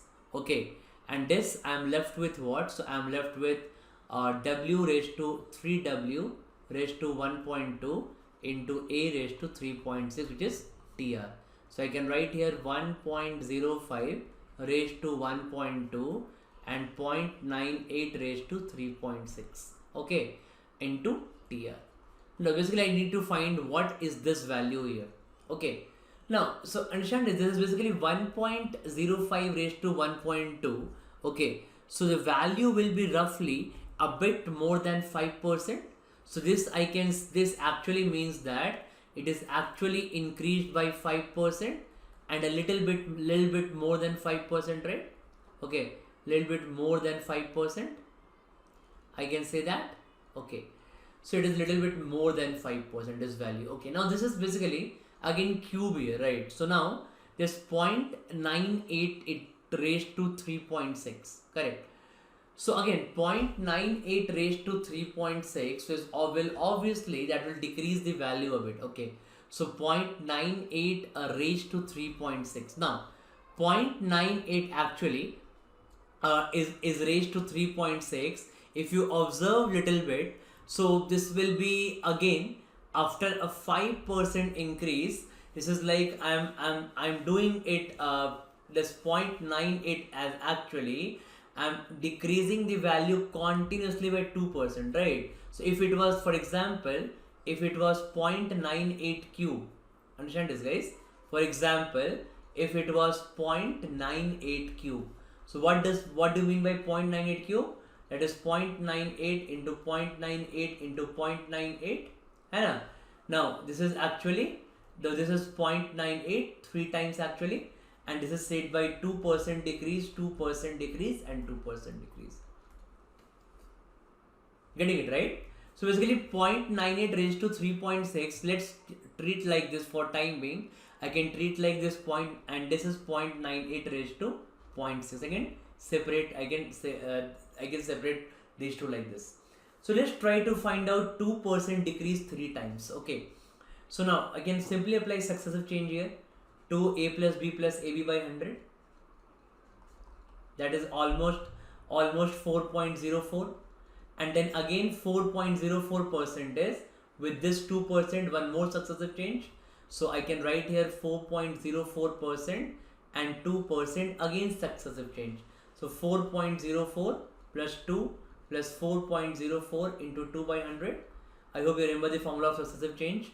Successive change is given by, for example, if one value is 100, then a percent increase and b percent increase, the value becomes 100 plus a plus b plus ab by 100. So it was already 100, so I say this is the increase here, a plus b plus ab by 100.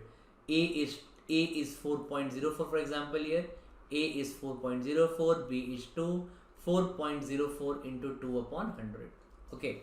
So now again roughly it is how much, right? So if you see guys, this is actually 4.04 plus 2 is 6.04, okay, and plus 4, it is almost 0.8 only, right? Okay, so if you see here it is 4 into 2 is 8, is almost 0.08, correct.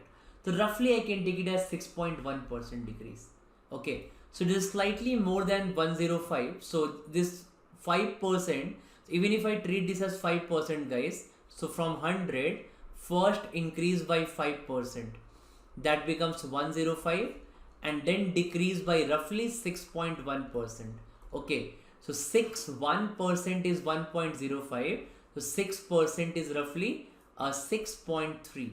So a 6.3, a little bit more decrease here, okay. So 105 minus 6.3 is 98.7, and little bit more decrease, kind of 1.1 or 0.2 kind of, okay. So if we look at the options here, so till now we have 1.3% decrease, and little bit more than 1.3, only one option 1.4. That's the answer, right? That's what it's very important to learn these approximations, because in exam except CAT you won't get calculator anywhere, okay. And in CAT also there's a very basic calculator actually, right? Just try to understand that these 0.98 raised to 0.6 will not make much impact actually, and whatever point, understand this, like 0.8 raised to 9.6, this much whatever is a decrease, that decrease will be very little, and that will be compensated by what it took here. Like for example 1.05 raised to 1 and 1.05 raised to 0.2. So little bit increase and little bit decrease will kind of compensate there, right? So it's almost a little bit further decrease, you can say. So I think so options basically will be clearly visible. Okay, just need to tackle this approximation. So all of you got this, right? What I did actually, 0.98 raised to 3.6, I first thought that as cube. 2% 3 times decrease. I applied the formula of successive change, a plus b plus ab by 100. I got the change to be finally around 6.1%, roughly 6.1%. And this change is roughly 5% increase, little bit more, 1.505 raised to 0.2. So little bit, but that is neglected. Okay, so it's almost 1 point. So if I put first 5% increase, then I put this decrease, it is almost 1.3% decrease. So only one option, guys, that is D option. And they won't have closer options, because if there is no calculator, they can't put this close options also. Okay, the paper, the questions are also human only, right? Okay, so yeah, that's a good question, right? And good approximations we have learned. Okay.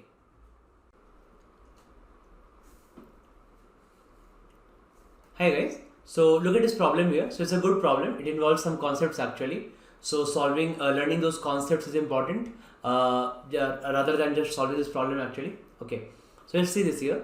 This question says that Sita and Geeta cycle towards each other, one from point A and other from point B.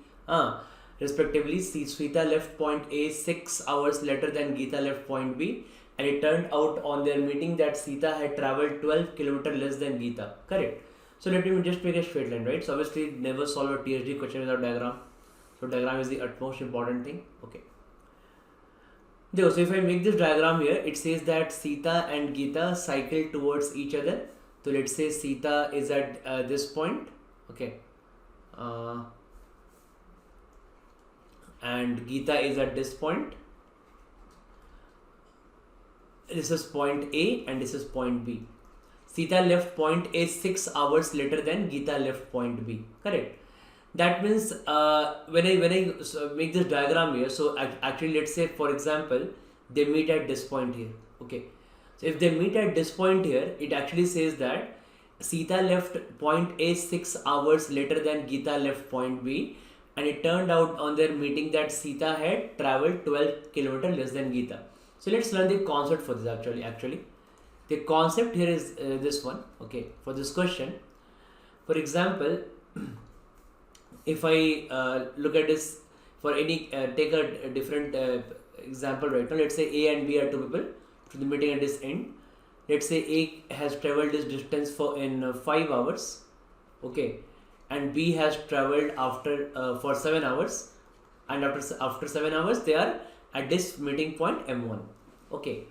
Now, when B has traveled for 7 hours, so let's say B continues its path and B reaches the point A in another, let's say for example, in another, I should take 10 hours. Okay. So now, can I answer this, that in how much time this other person will reach here? Okay. So the funda actually here is, so what I observe is from this distance from this M1 to A. This distance is covered by A in 5 hours, and the same distance is covered. This is B, right? This is B actually. Okay. This is B. This is the path of B. Okay. This is the path of B. And this is A, and this is the path of A here. Okay.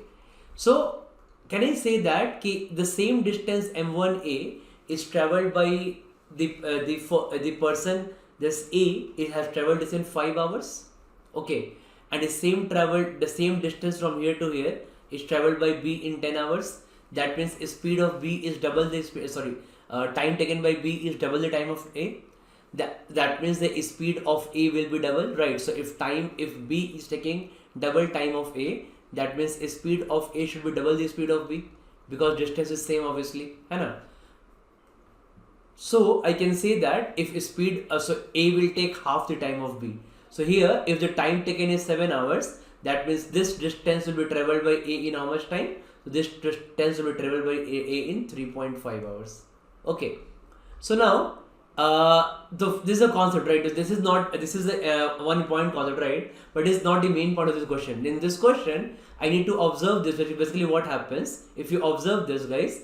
So time taken by A here, this is the time taken by B here is 10 hours. Okay, so this time into this time. Okay, so time which has B has taken, time which B has taken after meeting, and which A has taken after meeting, is the product of these two is equal to product of these two. That's the concept here. That is 10 into 3.5 is equal to 5 into 7, right? 10 into 3.5 equal to 5 into 7. That means 10, what is 10 here? Time 10 hours is time taken by B after meeting. Okay, after meeting. Similarly, what is 3.5 here? 3.5 is the time taken by A after meeting. Time taken by A after meeting. Okay. Similarly, what is 5 here? 5 is time taken by A before meeting. Okay. And what is 7 here? 7 is time taken by B again before meeting. Correct.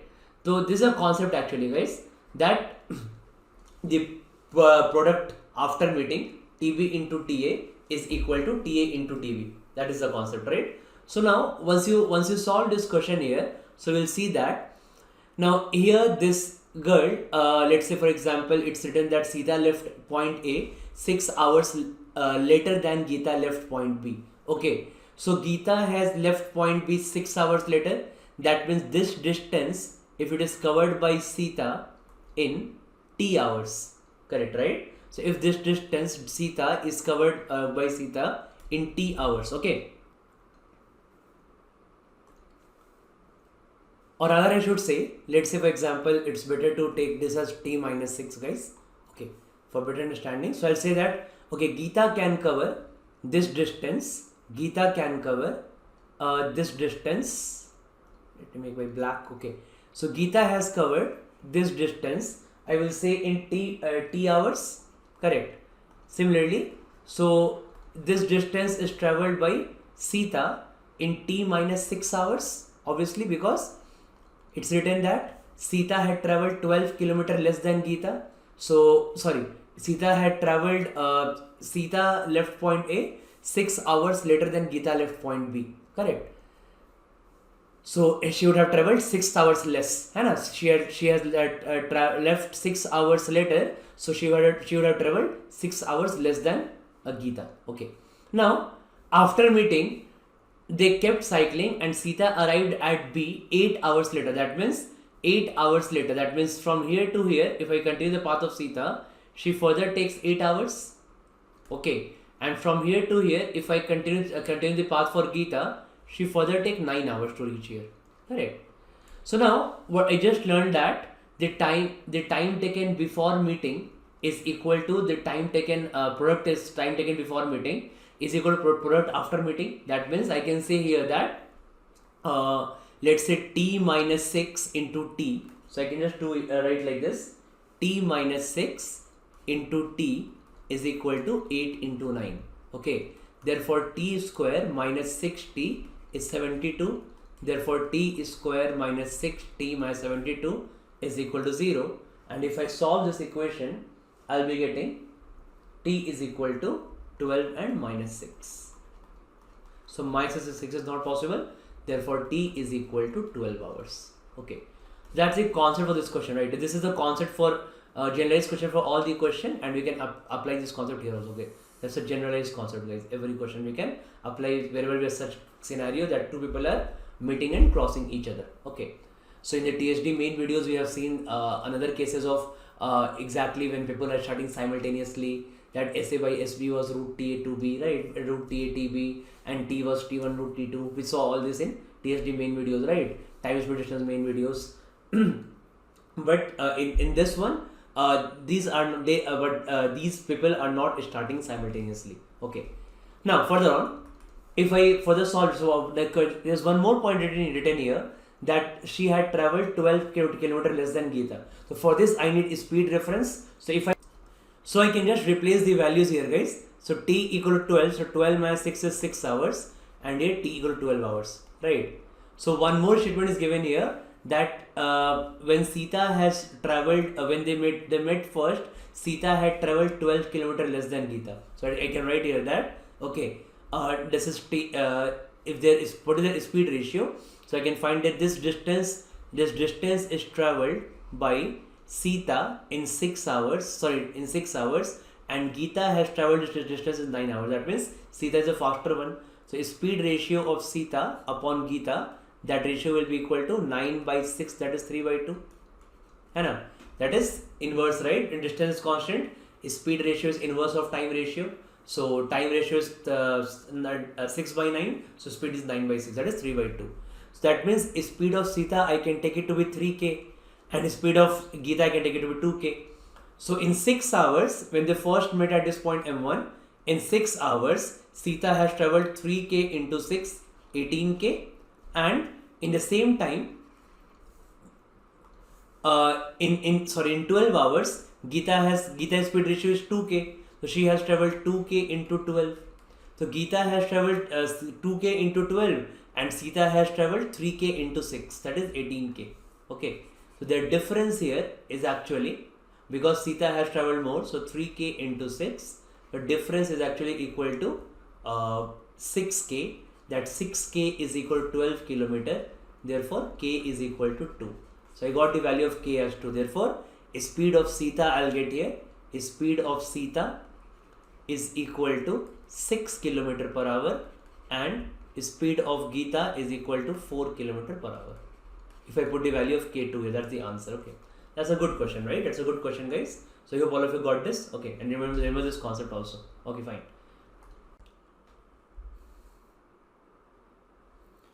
Okay, hi guys.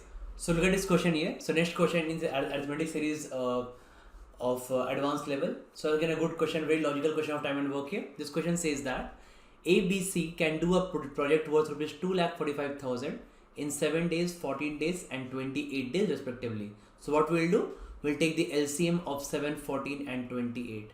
LCM of 7, 14 and 28 will be equal to 28 units. Okay, that's the LCM, and that will be my total work, I'll assume.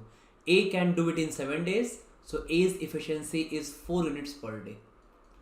Okay, B can do it in 14 days, so B's efficiency is 2 units per day. Okay, and similarly, C can do it in 28 days, so C efficiency is 1 unit per day. Fine.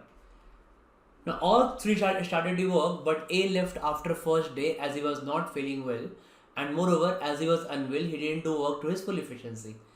B and C finished the remaining work working together, and at the end C received this 73,500 for his total work. What percent of his efficiency did A work on the first day?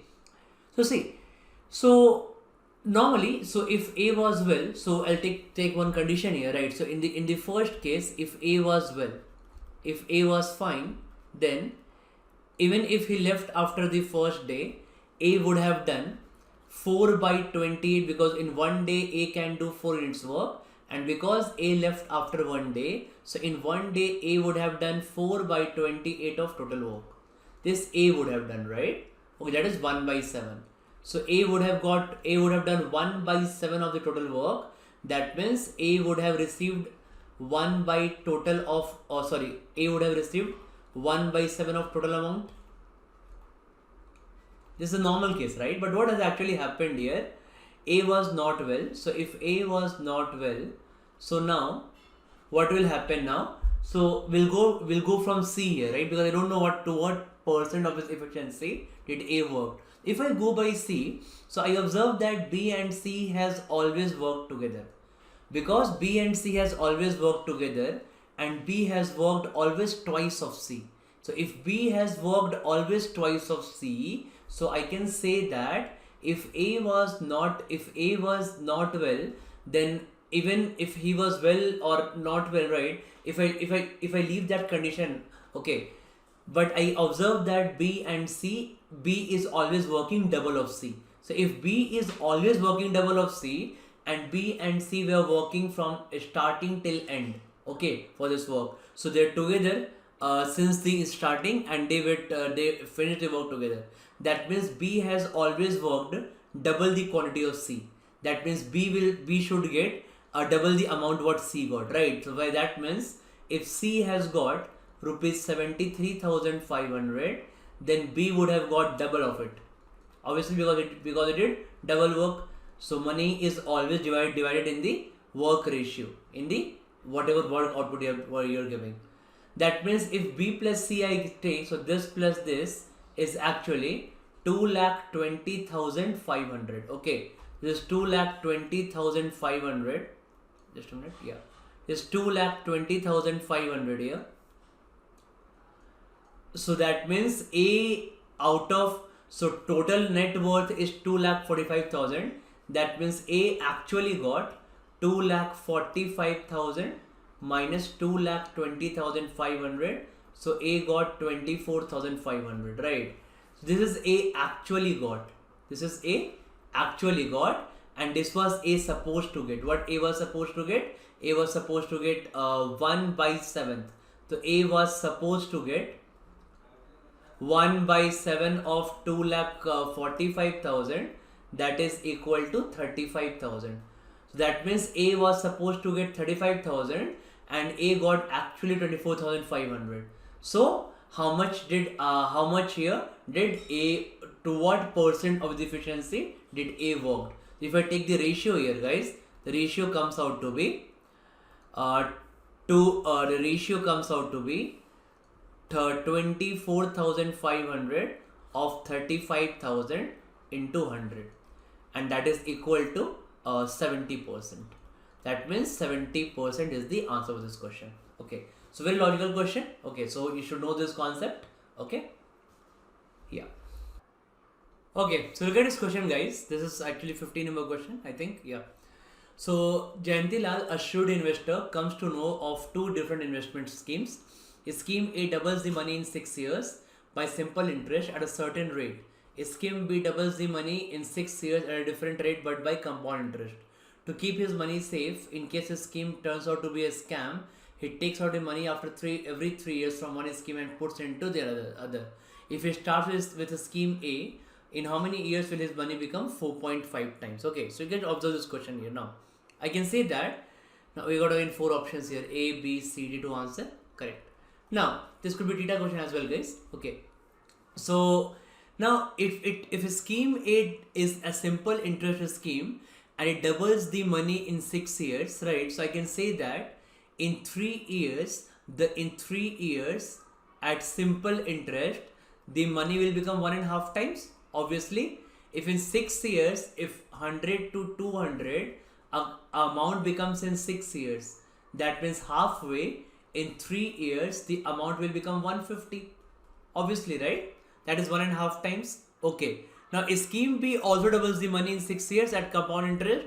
So I can say that P into 1 plus R by 100 raised to 6 is equal to some 2P. In 6 years it doubles, right?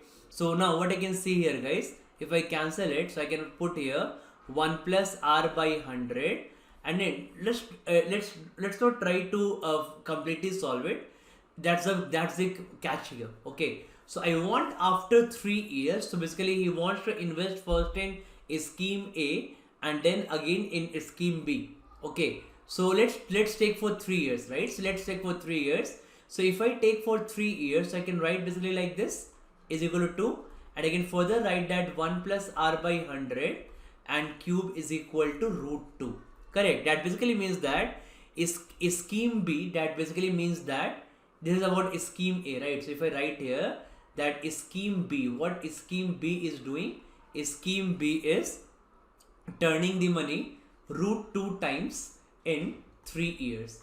So in 3 years it is becoming root 2 times. Okay, and the combination of a scheme A, for this is a scheme A, right? The combination of a scheme A followed by scheme B for 3 years, each will turn the money. Now we'll turn the money how much? Into 1.5 into root 2 times in 6 years, right? So if I combine A and B scheme, so the combination of a scheme A followed by scheme B for 3 years each will turn the money 1.5 times and then into root 2 times in 6 years, right? Obviously, no? Correct. In scheme A first in 3 years, it makes the money 1.5 times, and that money in next 3 years in scheme B will become root 2 times. Okay, now we have to get the money 4.5 times, right? Just try to get this funda here, that how can we reach 4.5 from these numbers here. Okay, if you observe that the 4.5, if I try to relate with 1.5 and root 2, you got to observe this, guys. 1.5 is square. You got to observe this, guys. It's very good observation. If you could observe this, this question is nothing. 1.5 is square is 2.25, and root 2 is square is 2, and then 2.25 into 2 will become 4.5 times. Okay, so got to write, you got to play with the examiner's mind here. You got to play with examiner's mind why he has given 4.5 times here, right? This is the reason he has given 4.5 times. 4.5 times is equal to 1.5 into root 2 square. Root 2 is square, correct? Now, so that basically means that 2 6 square basically means what? So 1, this is 3, right? Sorry, it should be 6 years, no? I told the combination of A and B will turn the money 1.5 into root 2 times in 6 years. In first 3 years, in scheme A 1.5 times, in next 3 years in scheme B root 2 times, right? In 6 years. That basically means that square basically means what? Right? That means you basically need 2 6-year periods, right? You need 2 6-year periods. If you need 2 6-year periods to convert this into 4.5 times, right? So 2 basically 1.5 into root 2 square. That basically means that first the money will be 1.5 root 2 times in 6 years, and in another 6 year just a square, obviously, right? That basically means that 2 6-year periods is actually 12 years. So 12 years is the answer, option D. Don't go by options. It can always have a theta questions also in this, right? So that's why learning the concept very important. 12 years is the answer. Now you could wonder why square, right? For example, if it is 100 and if it is 20% increase, I write 120. Again 20% increase, I write 144.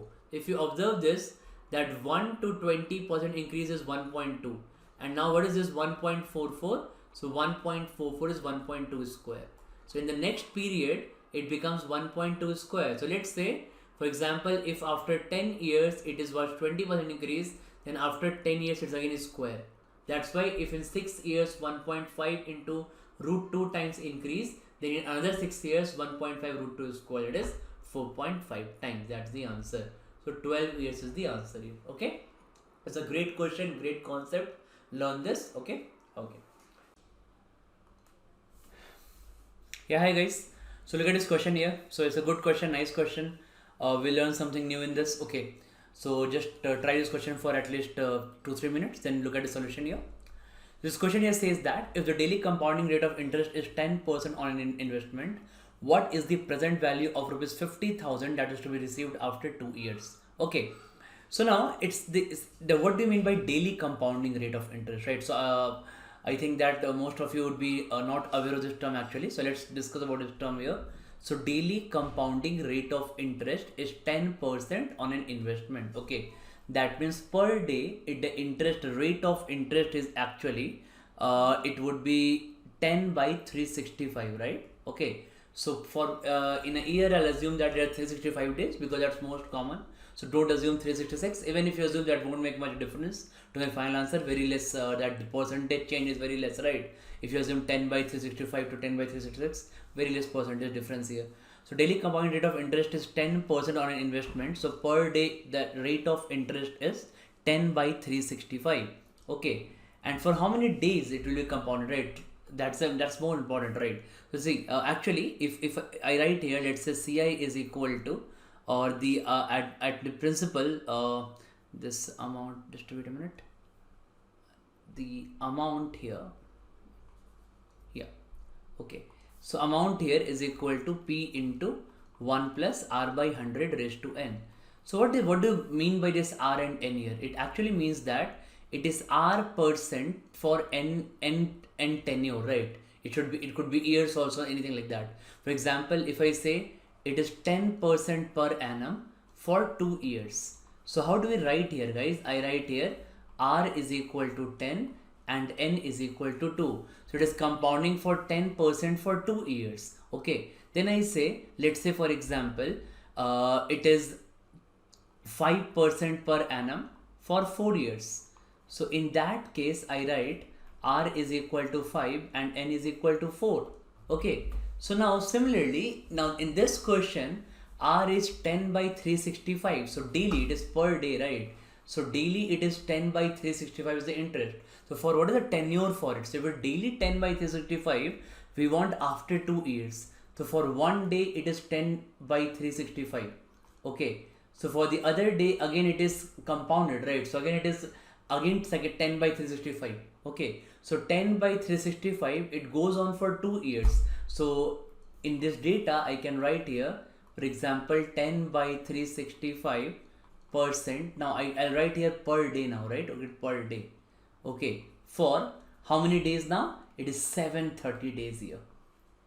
Okay. So that means now R will be equal to 10 by 365 and N will be equal to 730. That's the concept, right? Now most of you can say that, okay, sir, what if I write R equal to 10 by 365 and I'll write N equal to 2. Now just get this is correct or this is correct, right? Obviously this is correct, this is wrong. What does this mean actually? So 10 by 365 percentage and we're doing for only 2 tenure, right? It's only for 2 terms actually you're doing. So 10 by 365% for 2 terms, not true, right? 10% per annum for 2 terms, true, that's fine. Okay, but 10% per 10 by 365% per day for 2 tenure, not correct, right? It's for the tenure is 730 terms now. Okay, so now in this case what happens now? So now amount is, so I want is my interest value is 50,000. Okay, so this is my amount I want. Okay, this I want to be received after what is the present value that I want to be received after 2 years. So 50,000 I want to receive after 2 years. So obviously principal would be less. So let's keep this as P. Now we go here 1 by, let's keep R by 10 by 365 into 100 and then I go for power N. Power N is what? 730 is the power here. Okay, so now that's the point here. So that's how you solve this question here. Okay, so actually now it's difficult to solve it, right? Obviously it is difficult to solve this right now. We will not able to solve this manually. So this is a use of what? Binomial theorem. Okay, so by binomial theorem what happens now? See this, by binomial theorem what will happen? This 50,000 will be equal to P into now 1 plus 730 C1 into 1 by 3650 to the raised to 1. This is, if you cancel it, this becomes 1 by 3650, right? So 1 by 3650 raised to 1. Okay, now this is 1 plus this into this. Okay, now again plus 730 C2 into 1 by 3650 square. Correct. And this goes on actually. So actually that's the benefit of binomial theorem, right? We don't need to solve all of these actually, right? Because obviously it will contain 730 terms, 730 C1, 730 C2, like that. It contains 730 terms here. Okay, so I don't need to go in that deep because I know if I solve it, see guys, this is 50,000. Okay, this is P and this becomes 1 plus 730 C1 is 730. That is 730 by 3650. Now just one more time you can solve it, right? So if you solve it here, is 730 C2 is 730 into 729 by 2 into 3650 into 3650. And just you can assume that now in the next term will be something 1 by 3650 cube. Now 1 by 3650 cube is a very less number. This all can be neglected, right? These are very small number. 1 by 3650 cube. 1 by 3650 raised to 4. Further in lakhs, so something divided by lakhs is almost negligible, right? So we don't need to worry about those numbers here. Okay, so now if you just observe till here, guys, so you can just see that this is roughly 1 by 5. This is roughly this is also roughly 1 by 5. This is roughly 1 by 5 only. So 1 by 5 is 0.2 and this is 1 by 25. So you see that on now only we are very less, the value is very less now. It's 1 plus 0.2, 1 plus 0.02, it is right, very very less now. Okay, can you solve this equation, guys? Okay, so I think the value will become 1.22. So 1.22p is equal to 50,000. Okay, therefore you can just get the value of p from here. Okay, so some you can just use maybe calculator, the CAT calculator is allowed. Okay, so you can just say 50,000 divided by 1.22 and you get the value as something around 40,983. Okay, so something around 40,980 should be the answer for this question. Okay, so that's how it goes, guys. Okay, so this is binomial expansion. So any one of you know don't know what is binomial expansion? It's very simple actually. You're expanding 1 plus something. You're expanding of the what you're expanding here? You're expanding here something 1 plus x raised to n, right? 1 plus x raised to n, where n is 730, x is 1 1 by 365, 10 by 365. Okay, you just see this binomial expansion, you'll find it anywhere. Okay, and it's a standard this value. It is basically it is 1 plus, now first term is 730c1, and then you give this second, this x you give power 1 here.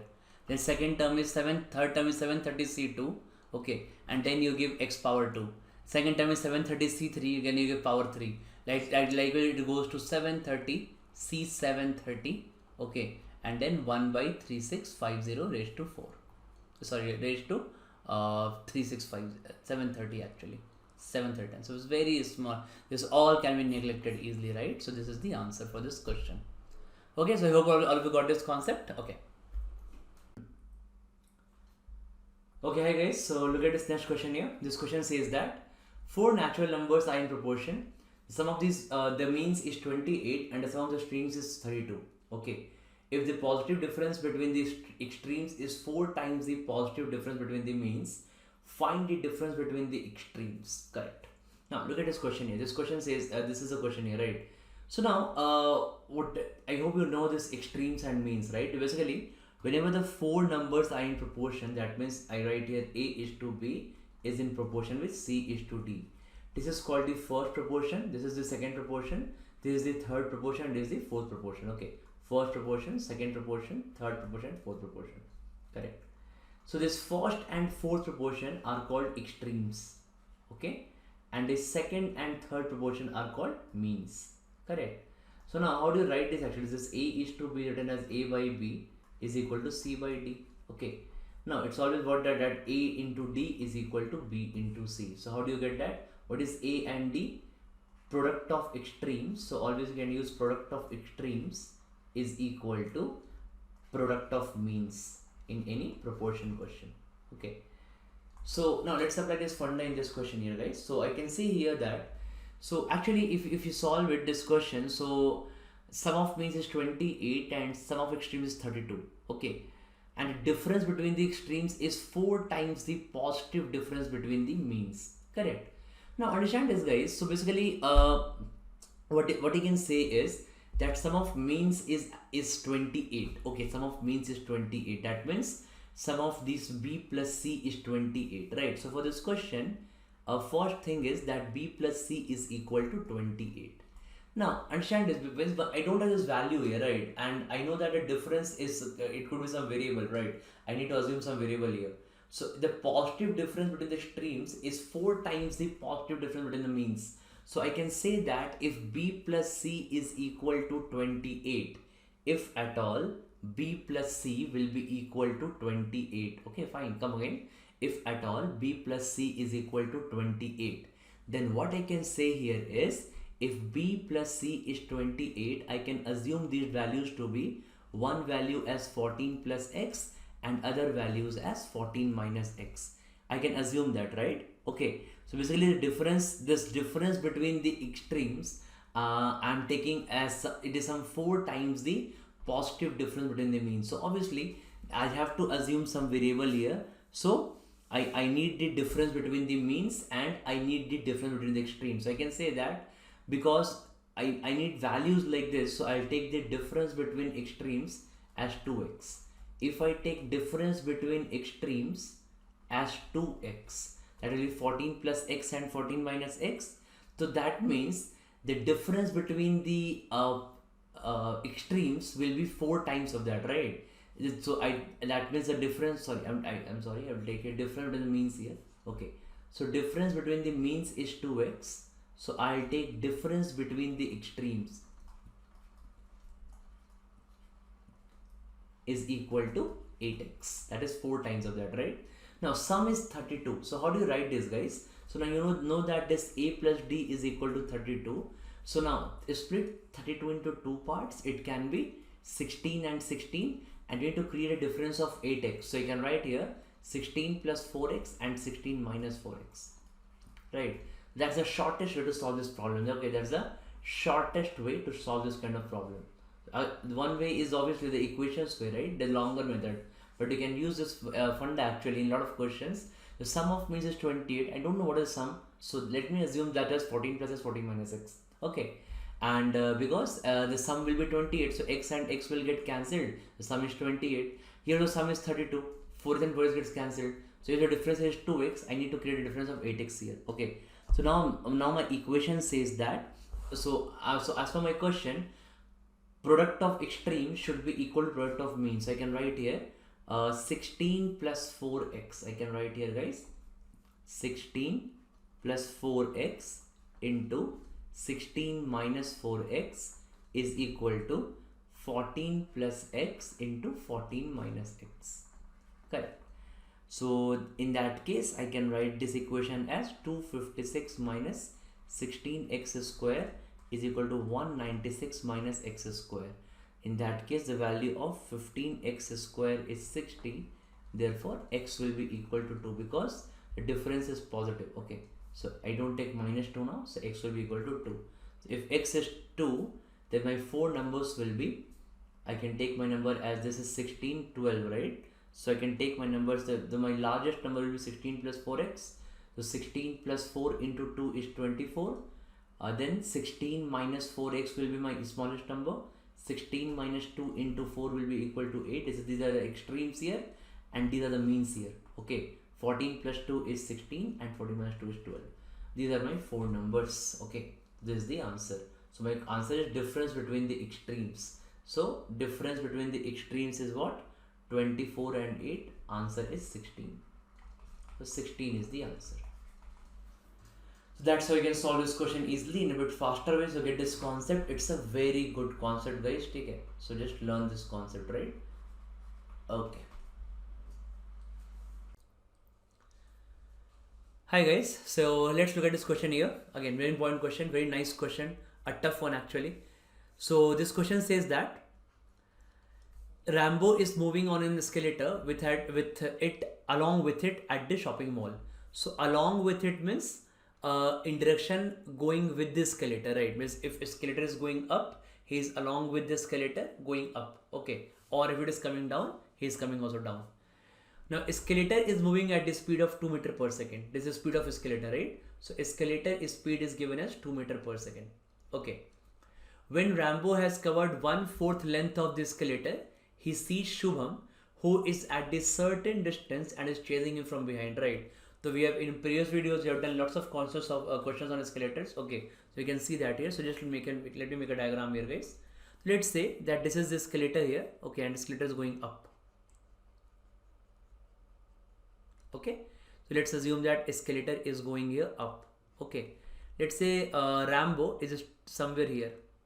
Okay, so Rambo is somewhere here and he is at distance of L by, he has covered L by 4 here. Okay, and 3L by 4 is left out to be covered, correct?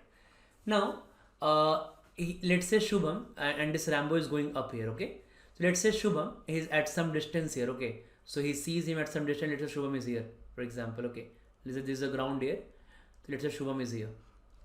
If Shubham is here, okay, so if you see the gap between Shubham and Rohan right now, so gap between Shubham and Rambo, so gap between these two guys, so let's say this distance, Shubham has to cover a distance of D to reach this escalator. Okay, let's call this distance D here. Okay, so he has to cover a distance of D plus L by 4, right? So basically, if Shubham will reach D, okay, by covering D, Shubham will reach at this point, and then it can go up L by 4 here to meet Rambo, right? If Rambo is stationary. So right now gap between Shubham and Rambo is D plus L by 4. Okay. Now it says that Rambo can run at 10 meter per second, right? So speed of Rambo is given as 10 meter per second, correct?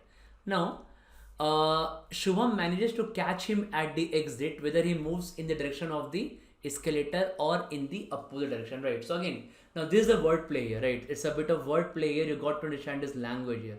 Very important, right? Just try to interpret the meaning of this line here. Okay, what does this line say? This line says that Shubham manages to catch him at the exit. So catch him means who? Him means it is Rambo. This him refers to Rambo here. Okay. Now at the exit, whether he moves in the direction of the escalator or in the opposite direction, right? So again, whether he moves. So again, this he should refer to Rambo only, right? Because it cannot refer to Shubham. Shubham managed to catch him at the exit. Whether he, so him, this he is referring to him only, correct? So this again, Rambo moves in the direction of escalator in the opposite direction, right? That basically means that obviously it cannot be Shubham, right? It has to be Rambo. That means if Rambo runs in opposite direction, so if Rambo runs like this, okay, so Shubham will catch him at the exit. So basically, exit is not defined in this question. Okay, I don't know what is entry, what is exit. Nowhere in the question entry or exit is mentioned. Okay, that means basically, okay, so there are two exit points, right? It could be here for Rambo. This also could be an exit point. Okay, and this also could be an exit point here. Okay, so this, now you read the question, right? You get the language. You get the language that if Rambo runs in the opposite direction of escalator, he will meet at the exit. That means obviously this will have to be exit, right? Because if Rambo runs in the opposite direction of of escalator, he can't reach this point, right? He can't reach this point. Okay, it has to be this point. And if Shubham runs in the direction of escalator, that is the first case, right? So obviously he's running like this, so Shubham will catch him at this point. This is the exit, right? This is the exit. So let's say this is exit 1 and let's call it exit 2. Okay, so that's the situation, right? So basically if Rambo is running in this direction, so Rambo is running like this, Shubham is running like this, so both will meet at this exit 2, correct? And if Shubham is running like this, and Rambo is running like this, and Shubham is chasing him like this, okay, so they will both meet at exit 1. That's the scenario, right? So now it's simple equation. Okay, so once you understand this question, a very good language play, as it is the case in the general case in the most questions of arithmetic at CAT and ZAT level. Okay. Now, so if I get this question now, so let's see here. So let's go talk about exit 1. Okay, so what happens at exit 1? So if they both are to meet at exit 1, okay, so obviously if Shubham is running for t second, if Rambo is running for t second, then Shubham will also run for t second. After Rambo has seen Shubham here chasing, so if he has to meet him at this exit, then both should run for t second, right? That means time is constant. So if time is constant, so you can equate time for both the guys, right? So I can equate time here. So if I equate time here, what I'll be getting is Shubham can cover this distance in t second, right? So let's say that speed of Shubham is s meter per second. Okay, so Shubham can cover this distance in d by s time. S is his speed and d is the distance to be covered. And Rambo can cover this distance in how much time? So time taken is t seconds here. Okay, again for him also same time. So obviously then his distance to be covered is L by 4 and his speed of Rambo is how much? So mind it guys, so don't in the middle of all these things, don't forget that escalator is also moving at the rate of 2 meter per second. That's the speed of escalator here. Okay, escalator.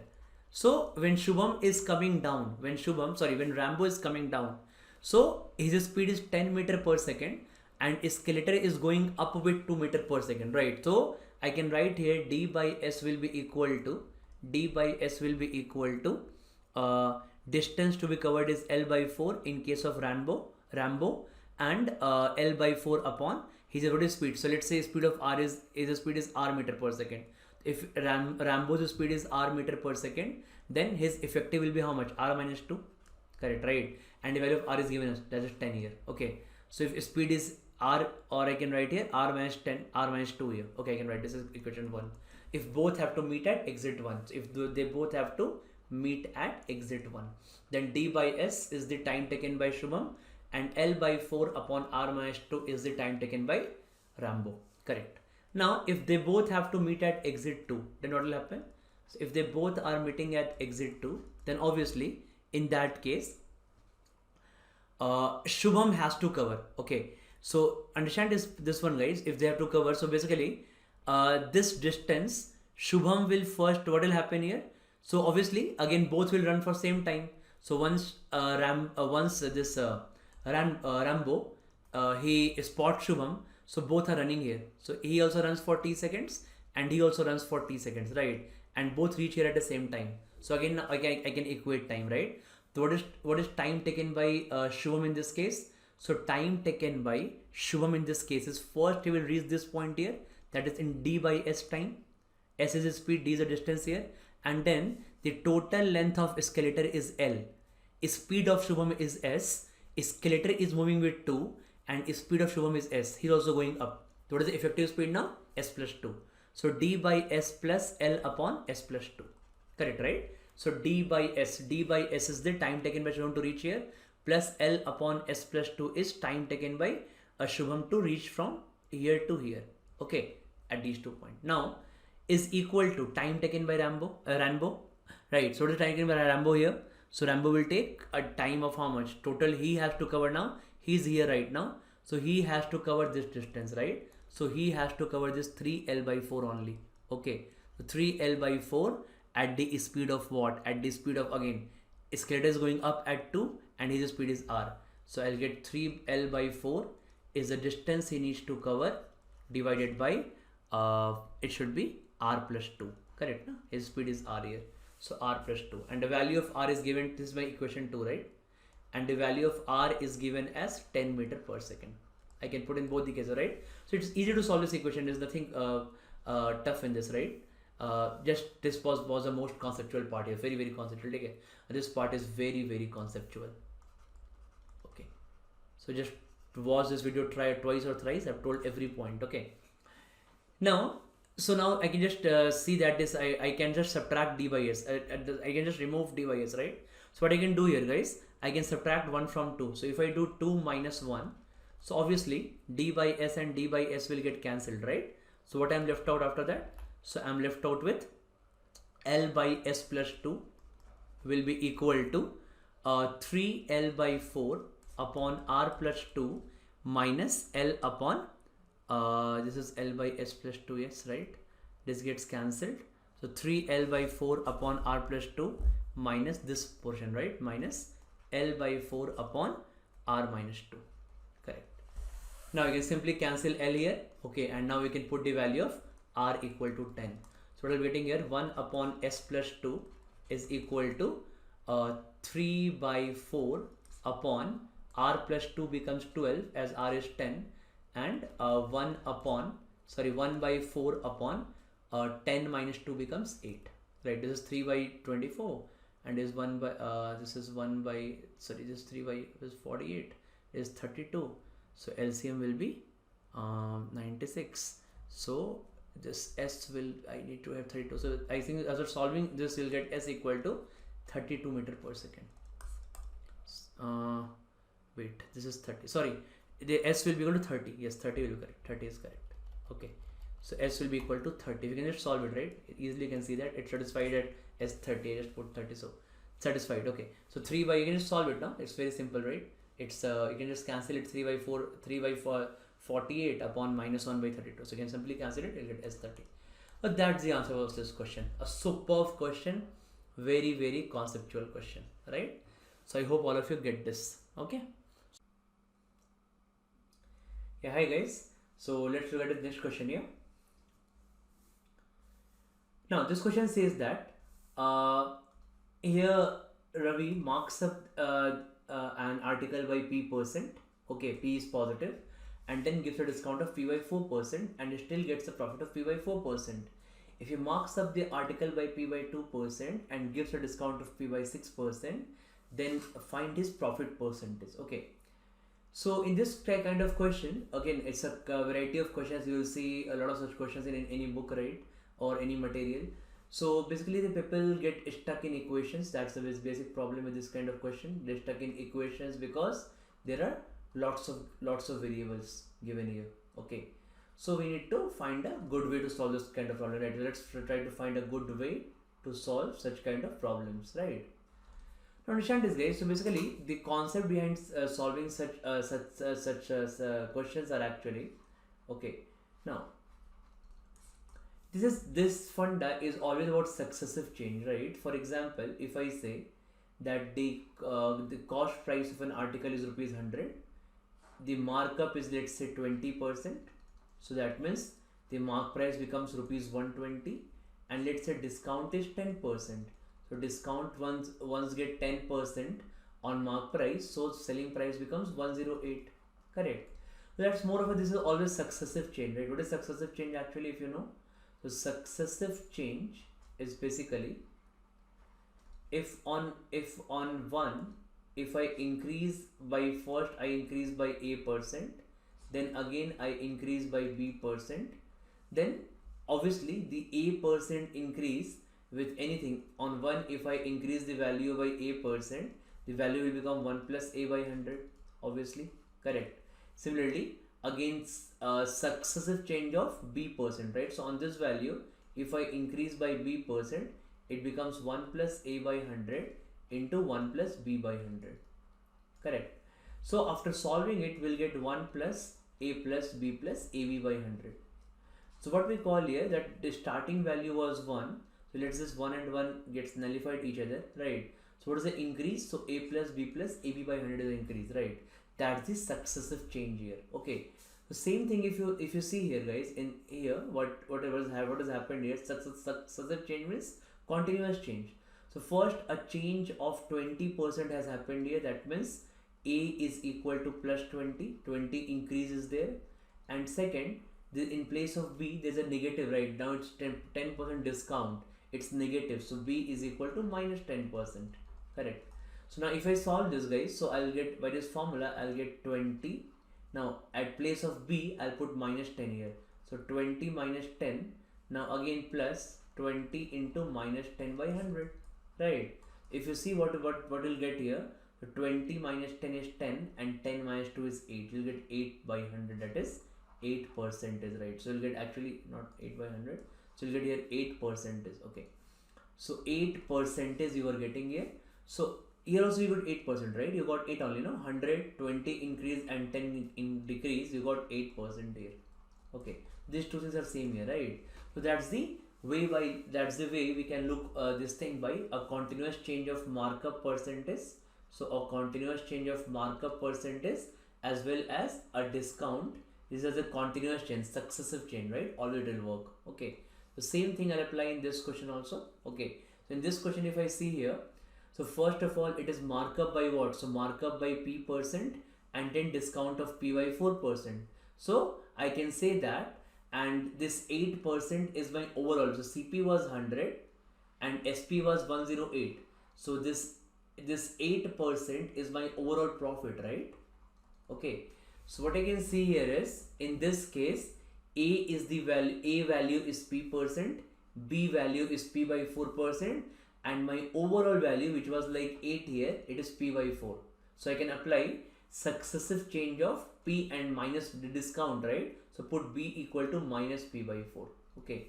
So successive change of P and A is equal to P% and B equal to minus P by 4, right? Remove percentage here. Okay. So A equal to P and B equal to minus 4. What is successive change, guys? It is actually P. Look at this part here. A plus B plus AB by 100. Okay. So now A is P. So P plus. Okay. P plus. Now B is minus P by 4, right? This is minus P by 4. So A plus B plus AB by 100 plus P into minus P by 4 into 100. Okay, plus AB by 100. So minus P by 4 into 100. Correct. So let me write here. I can write here only 100. Now is equal to what? Is equal to what? Is equal to overall profit percentage, that is 8%, right? So this is 8%. What is profit percentage here? P by 4. So I can equate to P by 4 here. Getting it? So now I'll be getting what? P minus P by 4 minus P square by 400 is equal to P by 4. Okay. So you can just put this concept in mind, guys. Okay, very important thing actually we have discussed. Okay, what we discussed here is successive change of markup percentage. So markup percentage and discount. Successive change of markup percentage and discount will result in profit percentage. Okay, or it could be even loss also. If the discount is more, right, it could be loss also. Okay, that's fine, perfectly fine. Okay, so now let's solve it actually. Okay, this will what will get here. So P minus 4, I think this will be P by 2 actually is equal to P square by 400. Obviously P is not 0 because it is greater than 0, so I can just cancel out P here. So that will become P is equal to 200. So I got P is equal to 200. Right? What is P here? That marks of the article by P percentage 200, right? So if I make a data here, for example, I assume CP as 100, right? Let's assume CP as 100. So mark price will be P percent above, that is 200% above. Then what is mark price? 300. Okay, and then discount of P by 4%, right? So discount of P by 4, that means discount is of 50%, right? 200 by 4 is 50%. So discount is of 50%. What is selling price, guys? So 300, 50% discount, that selling price becomes 150. Okay. Now he says that if he marks up the article by P by 2%, so now instead the cost price is 100 only. Now he marks up the article by P by 2%. So P is 200, so P by 2 is 100. If he marks up the article by 100%, so in that case the mark price will become 200. Correct. And he gives a discount of P by 6%. What is P by 6 here? So 200 by 6, that is equal to 33.33%. Okay.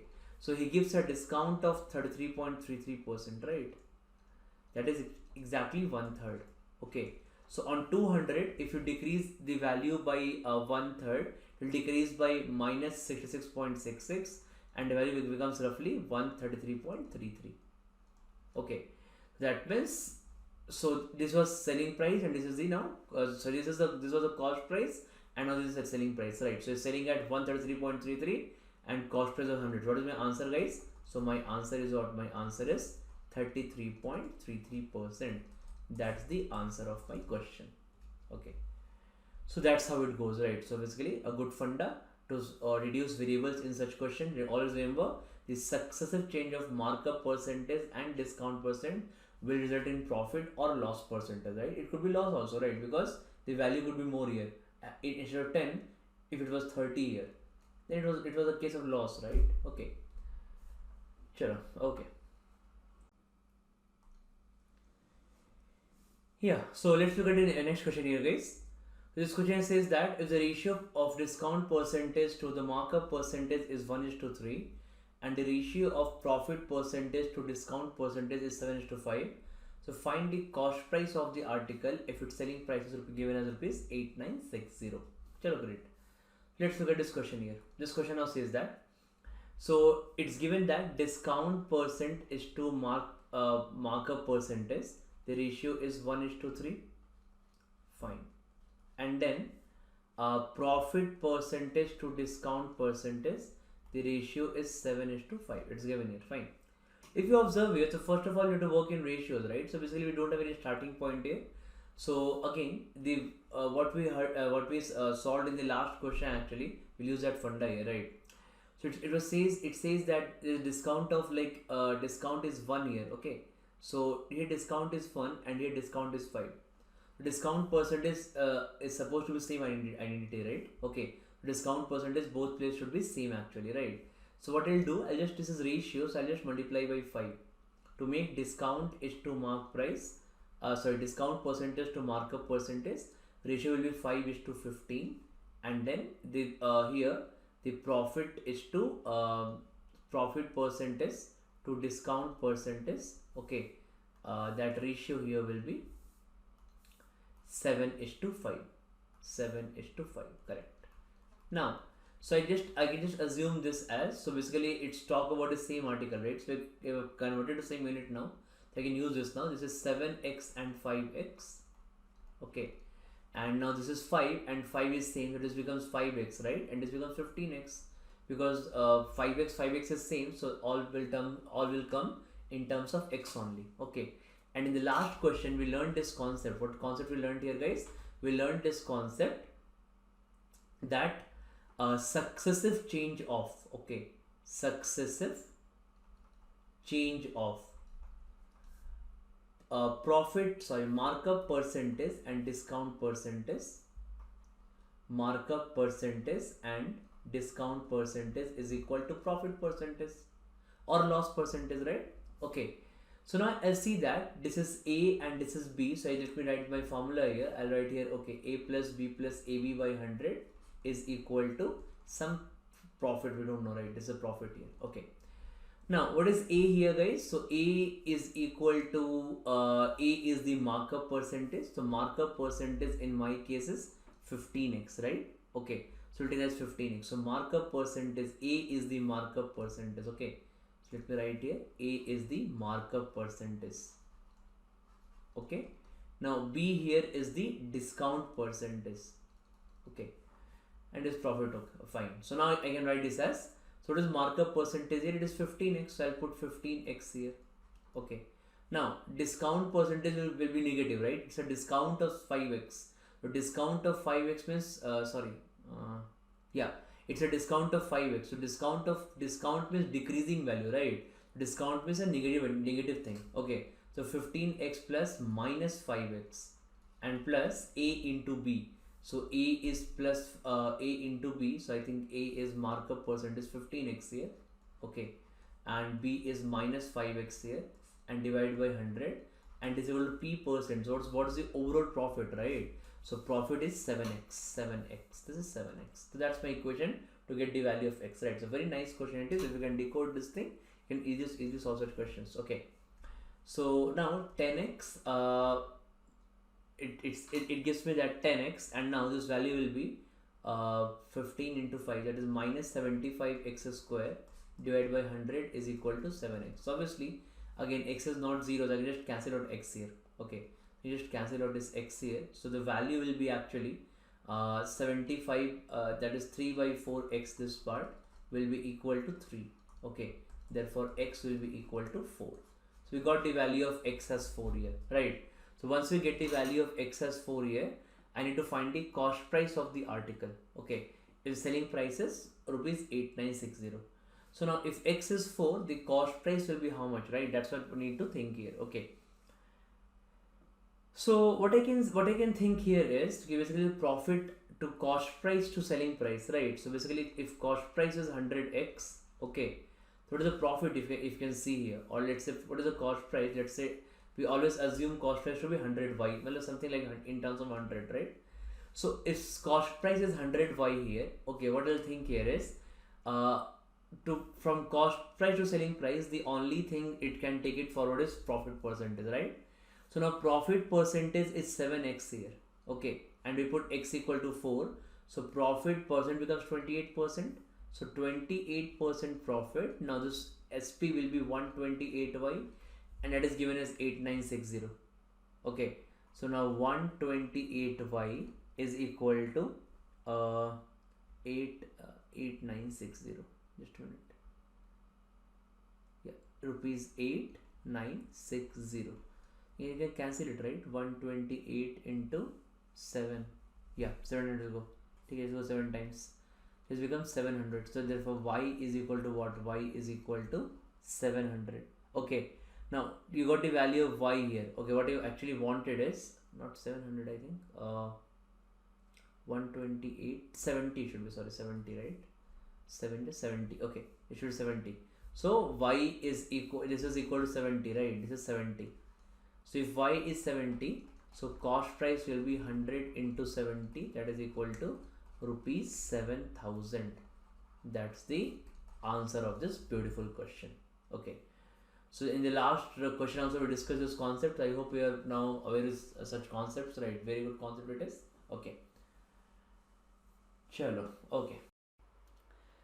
Okay, so we have finished just 20 questions, guys. Just 20 high quality questions, just 20 tough questions of arithmetic, very famous questions of mocks, and very famous concepts also, because these concepts and questions repeats year after year in mocks. Okay, so especially in arithmetic, I feel that that there's a very scarcity of the sources for high quality questions. Okay, and suddenly when once we give mock and we face some tough questions arithmetic, some lengthy questions, some unknown concepts, right, we panic there. Okay, because arithmetic mostly we study at a basic and moderate level, right? So in my previous all the arithmetic concept videos also, I've discussed some very good high quality concepts with questions, and we can top up that with these 20 questions. Okay, and I think this will form a great combination of arithmetic. Okay, whenever it it is required, we'll keep on adding videos to arithmetic, keep on adding questions to arithmetic, and make sure that you learn all these concepts. These 20 questions involved, I think, more than 40-50 concepts. Okay, also in LRDA, I'm preparing a list of around 100 sets of LRDA. Okay, so those 100 sets of LRDA we'll be doing in total segregated topic wise. So I think around 60 to 65 sets are there here till now. We'll soon make it 100 within a month, and then we can target the next number, that is 150. Okay, after that. So that's how we'll plan to move in this YouTube channel. Okay, Rodha, and just keep on studying, because last few days are left to CAT. In these few days, focus maximum on concept building, give good number of mocks, solve good high quality questions, preserve those concepts in mind, and keep on revising it, right? So always do that's how brain works, right? In one way you have to supply it with new questions, and in the other way you have to revising that old concepts, right? So make sure that you're doing this continuously. Okay, till CAT and till every other MBA entrance examination. Okay, thank you for watching this video, guys. Do let me know in comments how you like this concept of combining 20 high quality questions of arithmetic in a single video. If you liked it, I'll do it for algebra and geometry and other quant modules also, right? Okay, thank you.